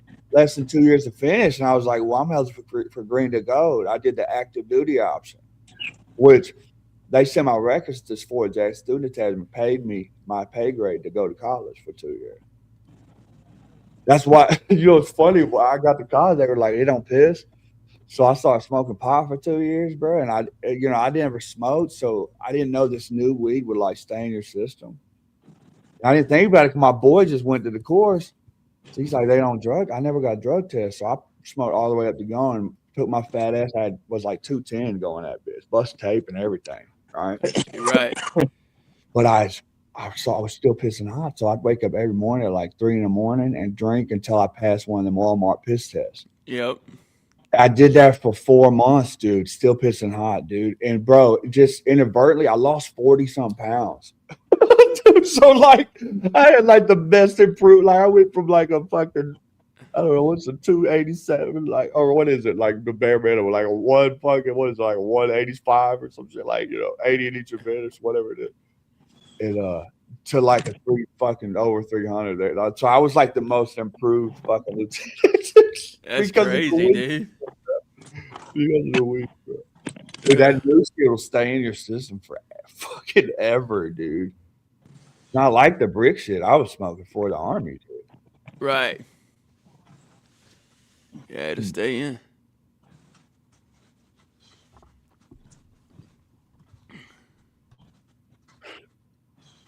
Yeah, you seen what TNT said? Yeah, that's my dude, man. I follow TNT, man. Yeah. TNT, listen, TNT, it took me a long time to get off that alcohol, man. I just stopped that alcohol. I slipped up. I went and seen my boy Buzz and drank. But other than that, dude, that alcohol is my kryptonite, dude. I could do all the drugs you want in the world and fucking do math problems. And you're like, hey, according to my just you give me a fucking shot, and I'm fucking like, when I pass a mirror, I stop and start flexing type shit. Hell yeah, dude. Confidence. The push-up contest and shit. After one shot, dude, it's terrible. Alcohol is my fucking kryptonite, dude. So that's crazy, dude.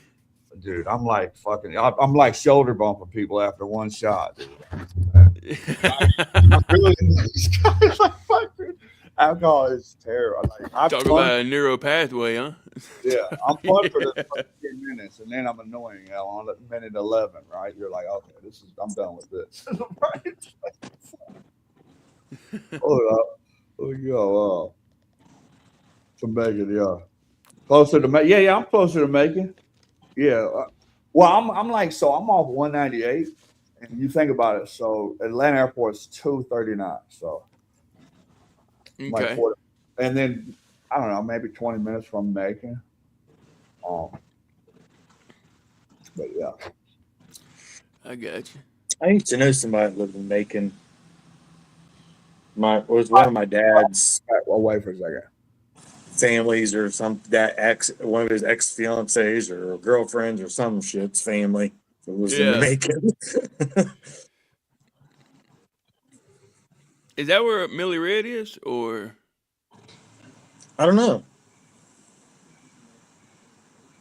I'm not real I sure. can't remember if he's the one that always said making bacon or not.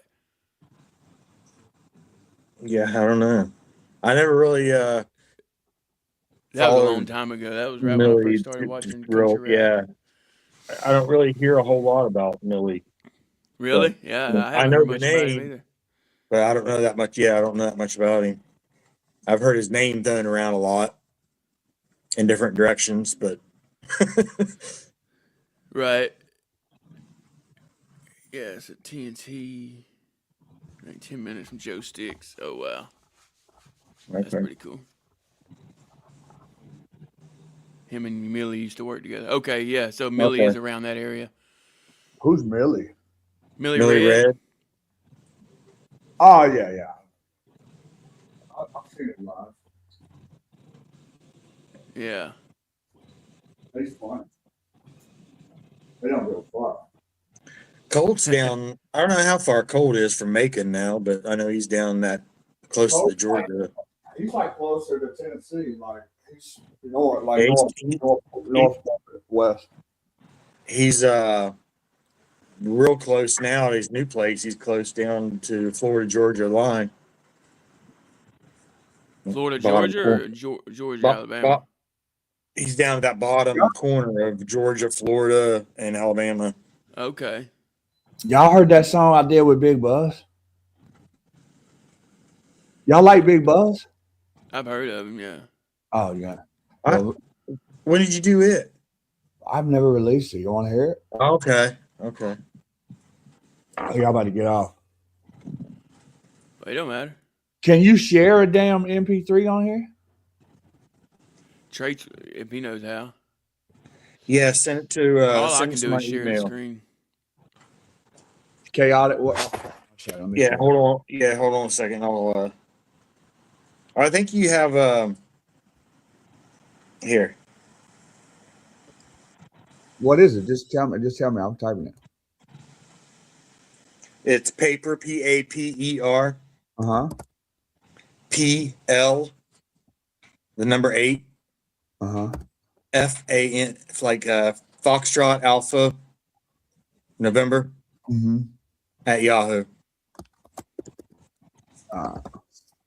Paper plate fan. Yep. I got you. Let me see. Wow. This shit is fire, man. I mean, Buzz is really talented, man. You said Buzz. I was thinking Sling in the chat, but I remember Big Buzz now.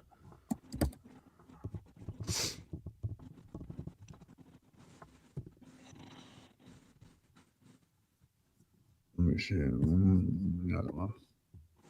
Is it Go Better? Nah, that's Okay. I was gonna say I know you just sent me that one the other day.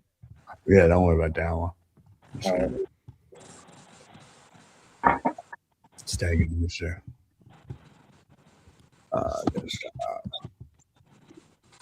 Yeah, we shut down the Muddy Traits show, so that's why. But I got that email. I have it. There you go. What's happening? All right. It's saying. Waiting for it to come through. I love this song, but I.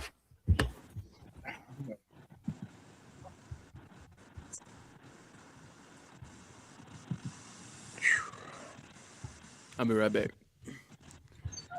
All right.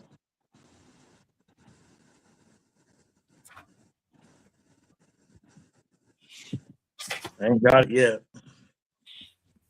There it is. All right.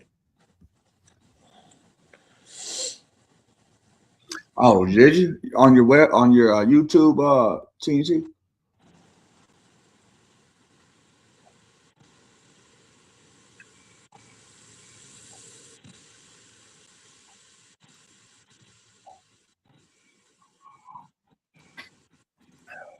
Let's see. Okay, now let me go here.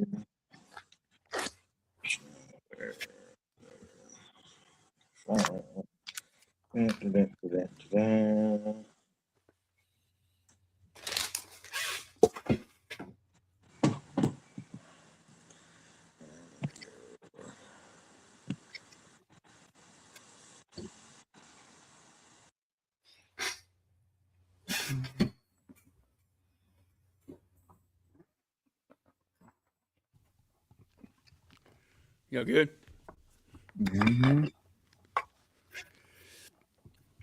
Man, the more I think about it, we should do like a just to give like different, I don't know, like a different feel, different flow of things.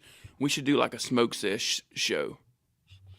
I was telling Cole, Cole and I, that's a great idea. I was telling Cole, me and Cole was going to start like a veteran podcast, like kind of like this. But dude, I could get like my boy Keith Polidero was like the special forces. Like I could get like senior leaders, and I could get soldiers. I could get all kind of guests. Is what I'm saying. I could get Right. general. I might could get a retired 3-star. Like people just talk about whatever. We would have to be structured for these individuals. I wouldn't want, you know what I mean? It couldn't be fucking off the hip. Right. Because I don't know, a lot of the guys are full of themselves, but not really. They expect structure. But Right. yeah, we No, I get it. like that. Cole and I had talked about that before. I thought we were going to do it. It's just, man, he's got that baby coming. Yeah, I mean that's something we could definitely do, man. Because I mean we're gonna get more structured. We're gonna get more professional with this. I'm We'll not talk saying about you it. got, I'm talking about like when you're interviewing like a retired general officer or something like, you know what I mean? I'm not talking about me, dude, or just in general. I'm talking about, for me to convince one of them individuals to come on, I would, you get, I don't know. I'm not trying to say you guys aren't structured. It's not that at all. It's just some of these guys are like assholes. Like it's like when I was an officer. Like my first name is John. My name is John Michael, but them assholes would be like, John, and I'm like, hey, motherfucker, I told you my name's Mike, sir. Okay, John. Yeah, yeah. Like, Hey, I got that song in here. No, I got you. Whenever you want me to run it, whenever you're ready, it's here. All right, Mark. Hey, have a great day, brother. Thank you for hanging out. Thank you for stopping by. So y'all just let me know when to hit play. Appreciate that, Hartwell. Great morning to you as well. Yep. Much love, Hartwell. You ready to? Hey, take it easy, Mark. What's that? Brad, it's up to Brad. Did you want? If you don't want to do it, it's all good. No, that's fine, brother. What is it? You said You go want ahead. to play the music? Oh, yeah, it's on here. Oh, yeah, Whenever this ain't you're my like show. this. This is for all of us, brother. Yeah.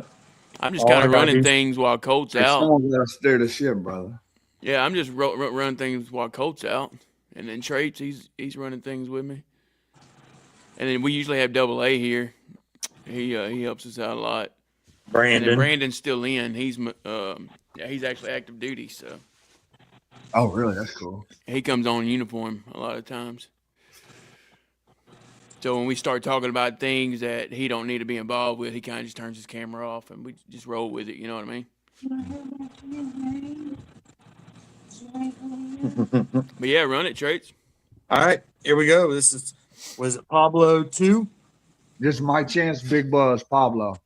Pablo. All right, here we go. Let's hear it. Yeah, what's up?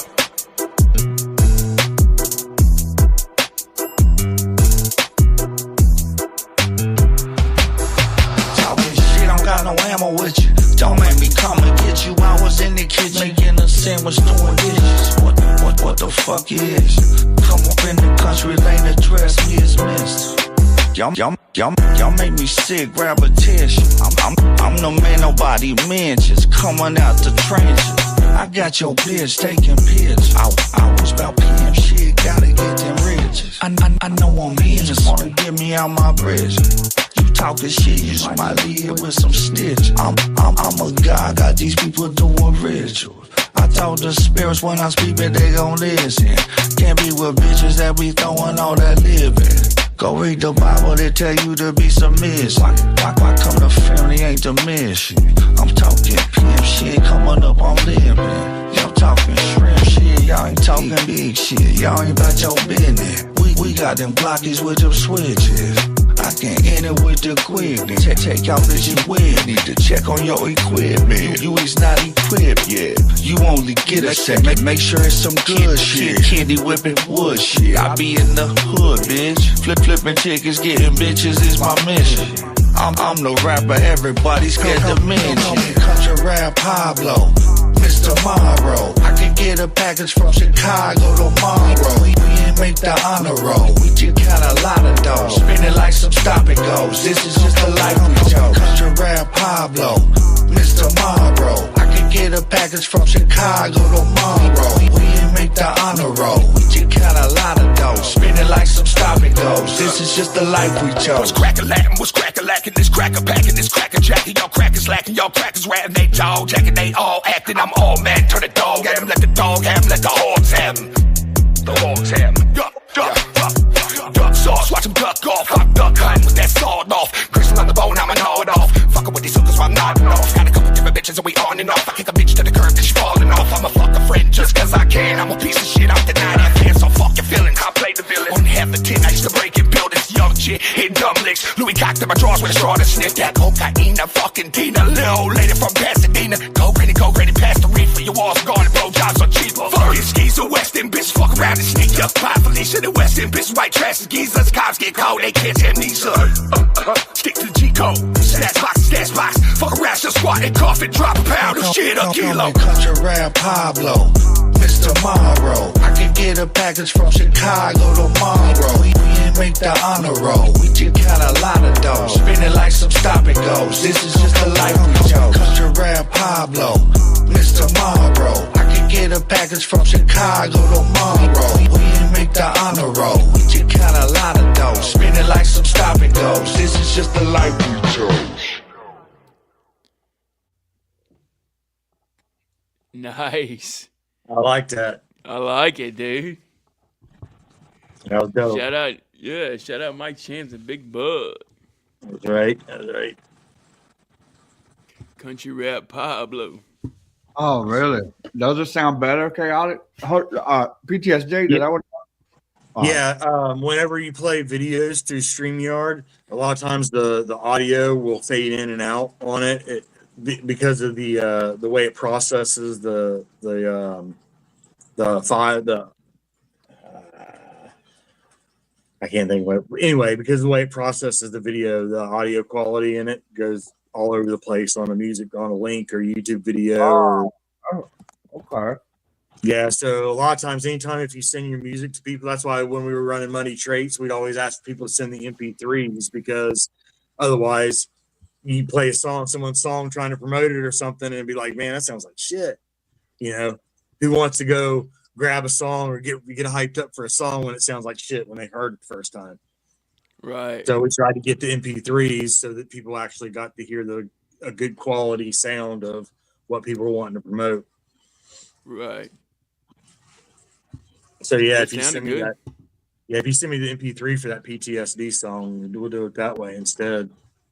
I'm going to try to find it. We could end the show today with that one if you want.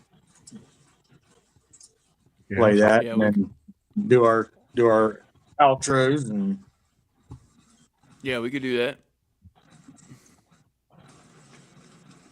Okay. That's why I use Restream now instead of StreamYard. yeah, Restream does a really good job of keeping the sound quality where it's supposed to be with music videos or MP3 or any of it. But StreamYard, some reason, when it comes to videos, it does not process the audio well at all. Right. Hey, what's up, Double A? Good to see you, There brother. you Yeah, we still at it. We about to play some of Mike Chance's music here.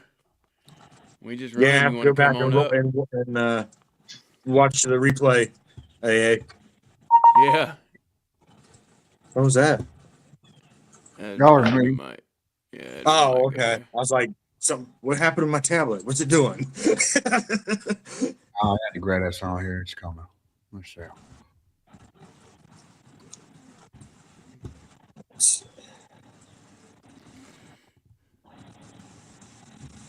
How was your? He said I caught some on the ride home. How was your MRI there, Double A? Everything go well? You made it through it, huh? This is the one I wanted y'all to hear. We'll play PTSD another time. This is another Army song, basically. Okay. I so appreciate y'all, man. I'm checking in on y'all. I'll be up around this time, man. We appreciate you Yeah, joining every us, Monday man. through Friday, man. Yep. We rock. 8 a.m. Central, 9 a.m. Eastern. And we've been 9 rocking. You see, a.m. we're huh? Eastern, that's the best time. Yeah, you see, we're We at get there episode before you all 71. do. So we've been rocking, man. Did you get that song? And we got a lot of good things in the works. I haven't seen it come in. I'm not yet. He said didn't travel through time. What damn? It's loading up. Oh, yeah, there it is. It just now came in. Yeah, let me grab it.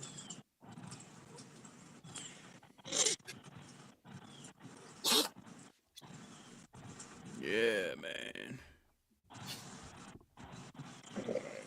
Here.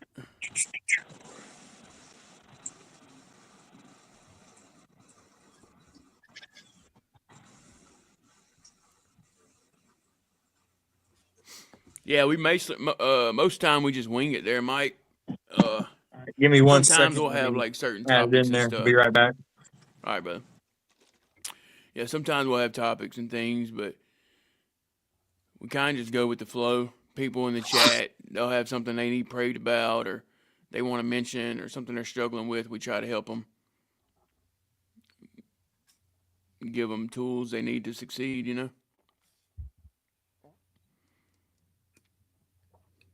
It's all positivity over here. That's good, man. Yeah, we turn off the trolls and just keep rocking.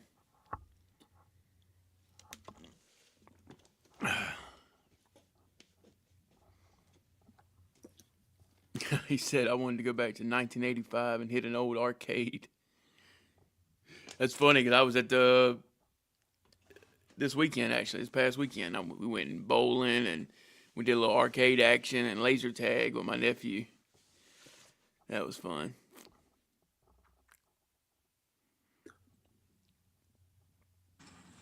All right, we got it. Y'all ready? We're ready when you are, brother. All right, this is Pain.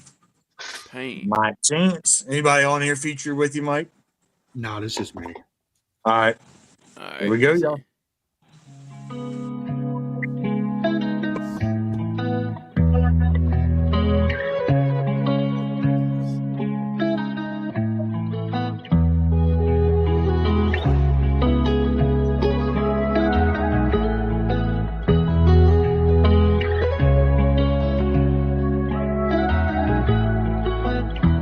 Demons call my name, I put my heart in the game. I don't rap for fame, I rap to stay sane.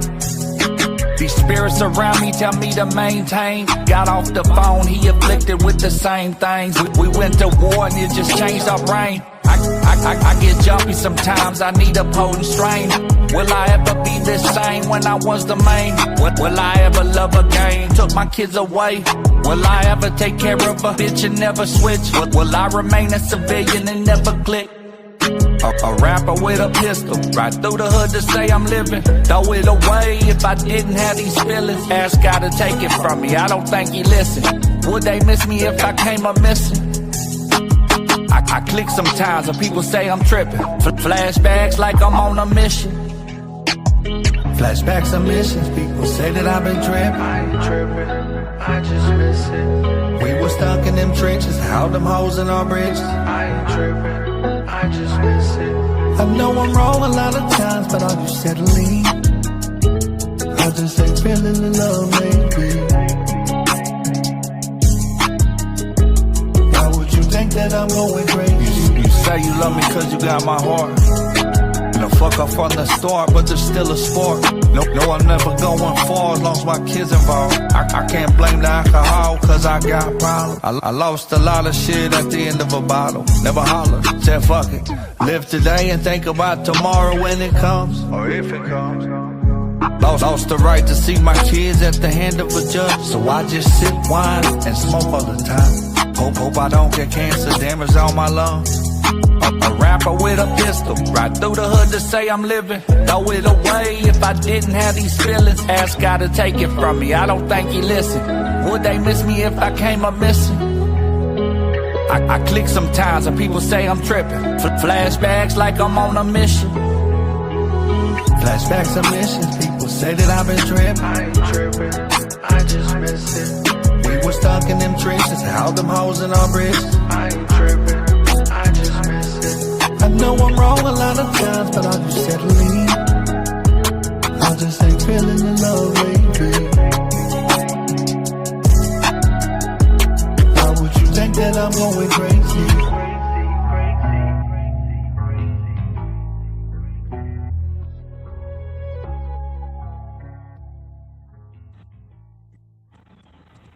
I like that. Real. That's real, brother. Thank y'all. Yeah. We miss Yeah, that shit, that's don't we? that's the kind of shit that I like with music. That music kind of is missing anymore, man. Is the story, the real stories. Right. You could feel it. Yeah. You could actually feel that. Yeah. Yeah. That's why, most of the stuff that I write is the way it is, because that's just the telling of the stories, the life stories, the real stories. Is what it kind of faded out of music. It seemed like. So Are you from West Virginia? How old are you, Brad? 35. Okay, so who did you come up listening to? Being from Illinois, yeah. Louisiana. Okay. Wayne, So do you Lil remember- Wayne, Lil Boosie. You remember like Les Monte Carlos and Regals, man, with Suburban's expeditions and the TV's playing. That sounds familiar. That's that old Hot Who- Boys. Hot Boys. That's that old Cash Money. And then police could investigate, but they ain't gonna find shit. But 100. Do you know who else I liked back then? Who's that? I was selling dope back in 1986. I bought a Cadillac and put them things on that On that bitch. bitch? Yeah. I came up in Arkansas, so like I had the first 400 degrees, and I love fucking Cash Money, dude. Yeah. Hey, Mike, this was a comment for you. I don't know if you can see the chat or not, but Oh, yeah. TNT was talking to you. Man, hey, you know what, dude? I'm so glad you're doing well, man. You say you were doing a lot better, man. I'm sorry that happened to you, man. Life is short, brother. Life For is real. short. Well, guys, I'm gonna get off here, man. I appreciate y'all hospitality. Yes, sir. Appreciate Yeah. you hopping up with us, man. We Appreciate you, enjoyed brother. it. All right, Yeah. guys. Take care. And hit me up. I will. Send me his handle, Cal. Can you do that by chance? Yeah, I got you. Guys, all right, bro. All right. All right. All right, man. Hey, Appreciate it. That was my chance, y'all. yeah. Like I say, he's a lot of fun. I like Mike. He's a good I dude. like him, dude. Yeah, he's Real raw, uncut, man. That's what people need to see. yeah. Yeah. We're not the same, but we get him. Others may not. Right. Yep. That's it. That's it, brother. That's the cool thing is, being able to be different, be yourself, be true, and be real, and still understood. Right. Yeah. And that's one of the things that seems to be missing from a lot of society anymore is taking the time to try to understand without passing judgment immediately. Right. Oh, that guy's an asshole. Fuck him. Yeah.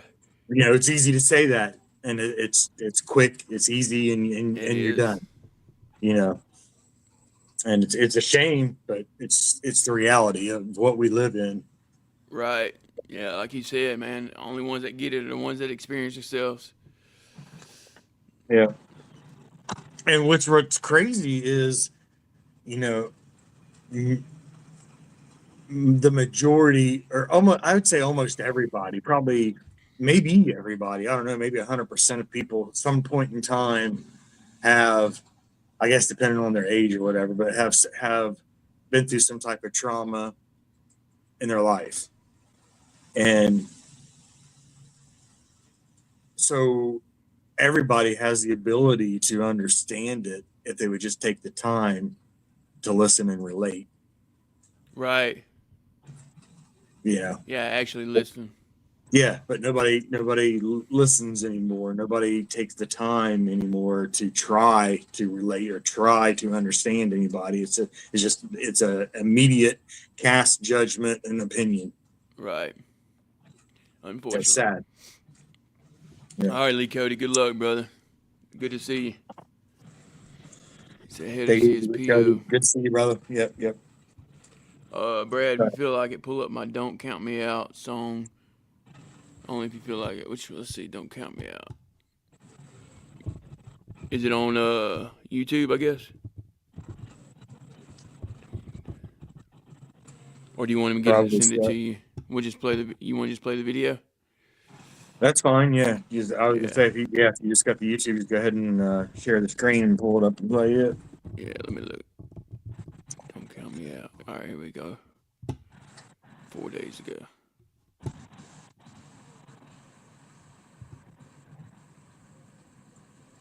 Oh, where'd it go? Yeah, it'd be cool to do a maybe an evening or late afternoon, early evening. Yeah, and like just one day a week. Yeah. See how it goes, type thing. Of like you said, the smoke sesh or just just shooting the shit and really just getting down and analyzing situations and just seeing where our heads go with everything. We could even take notes, write stuff down. We could come up with projects together. Because I know the creativity in it. Yeah, brainstorming, music, just real kick back, laid back, shoot the shit, and hang out. And just see what it does. Yeah. Because people might like that. Because a lot of people feel judged for using marijuana because it's been a drug for so long. Yep. So if we can bring it out as a medicinal thing and let people see the reaction and what it does for us and how it helps us.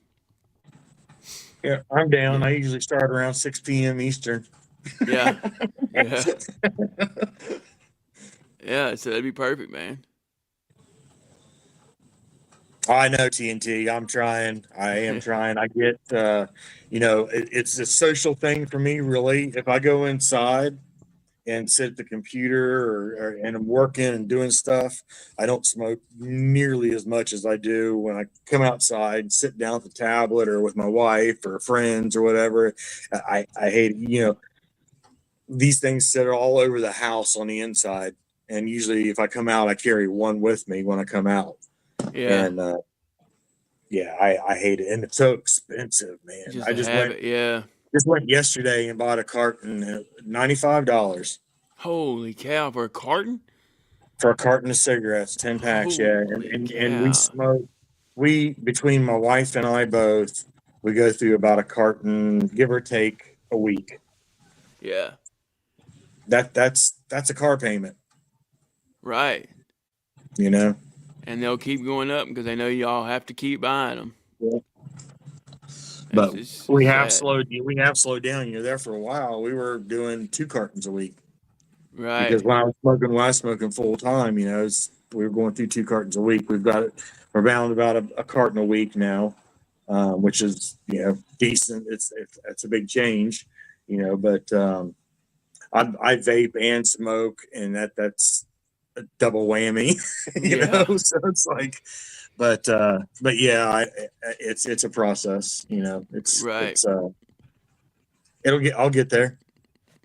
And yeah, you got the patches, you got the pills and all that, but I want to do it myself. You know, I quit alcohol without any help. I quit prescription drugs without any help. I Right. know I can do it, and I've quit smoking before. You know, I quit smoking for I think almost 2 years, Right. and then just that one trigger that day was like, I fucking need a cigarette before I kill somebody. You know, before I'm Yeah. gonna hurt somebody. You know, And then the habit got worse, probably. Yep. And then it was that one cigarette turned into, I'm going to go buy me a pack. Yep. And yeah, you know, it's real. It's here. Yeah. You know? Right. Yeah, Hey, Daniel, I get it. Great morning, Daniel. Good to see you, brother. Even after a heart attack, lung failure, brain damage, learn to walk again. I'm still having trouble quitting. I'm lying to my family. I have to hide the smoke. I'm Mormon and I lie to my church. Man. I get it. Yeah, that's Yeah, another. It's rough. And you know how I quit the first time, and that's why I say, you know, that you got all these tools out there and whatnot to help you, but that's only one part of the puzzle. You know, you have to change again. You have to, just like any addiction, you have to change everything. Mm-hmm. You know, you have to change your routines. You have to change your perception of things. You have to change your there's so many things you have to change to leave an addiction behind, you know. And you got to find out what those triggers are that cue in that time to light up. You know, if it's sitting around people, then you have to go into that situation with that mindset that, you know, hey, I'm not going to light it. I'll hold it. That's how I quit the first time. I would go out with everybody that would go out to smoke in a smoking sponson. and I, you know, they'd be all lighting up and I'd be like, yeah, let me have one. And I'd just put it in my mouth and act like I wasn't lit, just out there with them, you know, bullshitting. And that's how I quit. Right. You know, so it's just and to each their own. You know, certain things work for certain people. You know, patch might work better for some. The pills might work. You know, there's Chantix and all kinds of other shit out there. And then yes, there's the people that Chantix give those nightmares. And I've heard all kinds of bad things about each different way of doing it. But right, you know, whatever works. But the key is to find out, to pinpoint your triggers. So yep. Yeah, you're right. All right, let's don't count me out. TNT Dad, here you go, brother.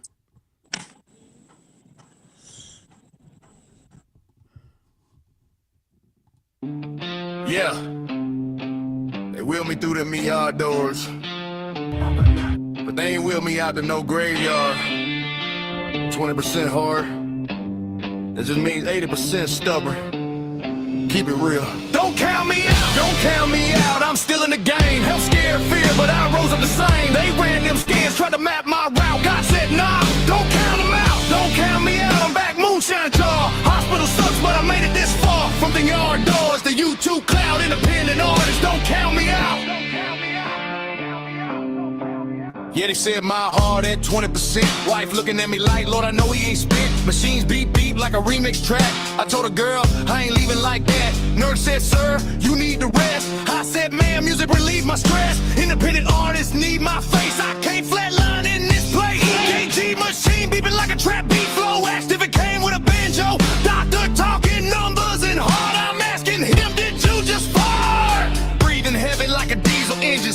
making jokes from a fucked up position. Devil thought he had me down, but I winked at him and said, pussy ass clown. Count me out, don't count me out, don't do that math. I survived fear, I survived that path. A minute on hard floor, but I walk back out. Everyone's surprised, but God don't count me out. Don't count me out, I'm built too loud. Country rap faith and I stand too proud. From hospital bed to reaction route. Mic check 1, 2, don't count me out. Don't count me out, don't count me out, don't count me out. They strapped me in that flimsy gown. Backside breezy, walking round. I said if this opens 1 more inch, y'all gon' witness a southern glitch. Food tray slid in, mystery meat. I said, where's the gravy?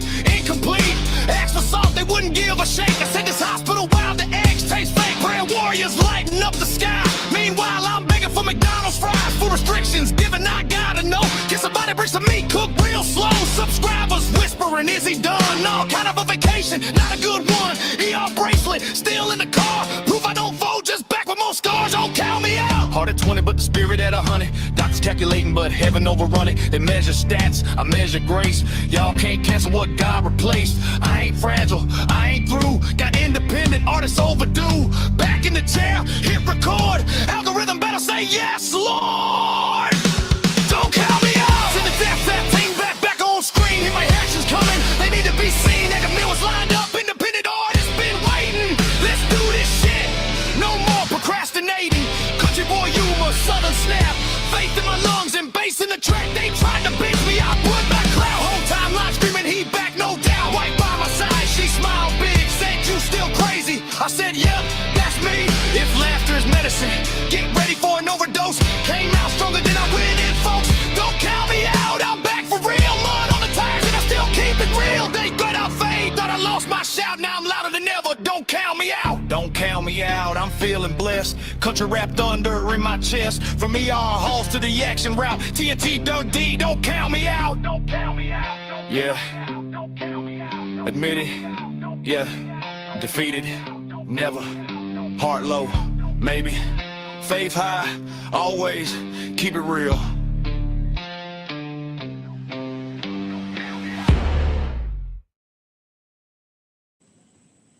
Hell yeah. I like that, TNT. Yeah, don't count me out. Love it, brother. Yeah, you just getting started, man. You on a journey. Yeah, I like He kept you here, brother. Yep. That's good stuff. Lee Cody, I understand, brother. Should I think one day this week, today, tomorrow, I don't know, one day this week we should play that one that he hasn't heard yet. Colt. Oh yeah, we should. Definitely. I agree, brother. It's a good one. I'll have to I can add it in anytime to the MP3 to the playlist and then take it back out. So Gotcha. whenever you want to do it, you just let me know and I'll add it in and we'll play it. Yeah, we'll run by here. Cause I mean, like what happened today, we had no idea that was gonna happen, but Right. I like the way it flowed. Yeah, same. Maybe we could or maybe we would just wait and do it whenever he comes back, or whenever he pops on one day, or I don't know. I'm game. Yeah, we'll figure it out. Yeah, we'll figure it out. Yeah. We always do. I like having music mixed in every once in a while. It even if I don't know, just one song every other day or something. Just I think music helps with mood, flow, atmosphere. Right. I feel like a song was singing to me like that. Yeah. Yep. Yeah. That's why music works for so many people, man, because they can relate to it. I got you, TNT. Yeah, we do that. Yeah. But yeah, let's go ahead and shut this thing down, Traits. Give me your motivation. I'll give them mine, and I'll pray for us. And all right. Shut her down. Well, y'all, I appreciate everybody in the chat, man. Appreciate you, Mike Chance, for hopping up with us, man. I enjoyed it. Always a good time hanging out with you and chopping it up. Good dude. And A lot of fun to be around, man. I haven't, not in person. I haven't had the chance yet, but I know that one day I'll be able to, hang out in person, and I'm sure it'll be a good time. So appreciate you for hopping up with us and today, and hope to see you again soon up here with us. Welcome anytime. And but yeah, much love out to everybody on this Tuesday. Talk about it Tuesday. We'll be back tomorrow for the Wing It Wednesday. Who knows what's going to happen, but y'all be safe and take care of one another. Reach out to the people that you care about with that voice, and let them hear your voice. Let them know you're thinking about them. Let them know you care about them, and let them know you love them, that they matter, and you got their six. And just same as here, we got your six, and we got each other's sixes, and that's the way it needs to be. So with that, much love. We'll catch y'all tomorrow, 9 a.m. Eastern, 8 a.m. Central, for another episode of The F.O.B. on Wing It Wednesday, y'all. Be good. Traits out. That's right. Yes, sir. Hoo-yah. All right, real quick, guys, if you haven't already, go ahead and smash that like button. We appreciate all the love and support over here on The F.O.B., the Forward Operating Broadcast, where we regroup, resupply, recalibrate every Monday through Friday, 8 a.m. Central, 9 a.m. Eastern, to better equip you to continue your mission, or Charlie Mike. Remember, you do matter, you are enough, and you are loved. If you're struggling, don't be afraid to reach out to any of us on the panel or hop in that Discord. Double A ain't here to drop the link, but can you drop that link, Kate? Traits?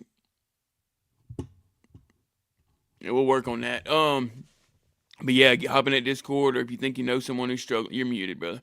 But if you think you know someone who's struggling, don't be afraid to reach out to them, because you never know who it might help, whether that be a voice text, a text message, or just put the phone in front of your face and say, hey, how are you? Just wanted to check on you. If you, like I said, you just never know who that might help. And I want to leave y'all with a little motivation. Every excuse you make builds a cage. Fear is temporary. Regret sticks around. Nobody owes you greatness. You weren't made to sit on the sidelines. Weak moments don't define you. Talk is cheap. Effort is priceless. Today's discipline is tomorrow's freedom. Stay motivated. Stay hydrated. Talk about it. Choose your way, and have a tenacious Tuesday. Who? We got. I do not have the Discord. My bad. Yeah, I don't have the Discord in my clipboard right now. It's on the computer. Yeah, I don't. I'll make sure that I get it transferred over though, so I have it on the tablet for situations. Is that just invite to server right here? Copy. I think I might have it actually. Yeah, and Discord's even loaded up on it's on the computer, so I don't. Yeah, there you go. There you go. Invite friends to the F.O.B, right? Yep. Yep, there you go. So there's your link for Discord, guys. Hop in that Discord. Let us know who you are. We'll welcome you, and it's there if you need us. We have a 911 channel in there. Hey, great morning, Vicky. We're shutting her down. 2 hours and 37 minutes. All right, bow your heads. Dear Lord, thank you for this day. Thank you for waking me up again this morning, Lord. Another beautiful, blessed day. Continue to lead, guide, and protect us, Lord. Give us strength and courage and perseverance, Lord, to get through our best days and get through our worst days, Lord. Thank you for every one of us on the panel.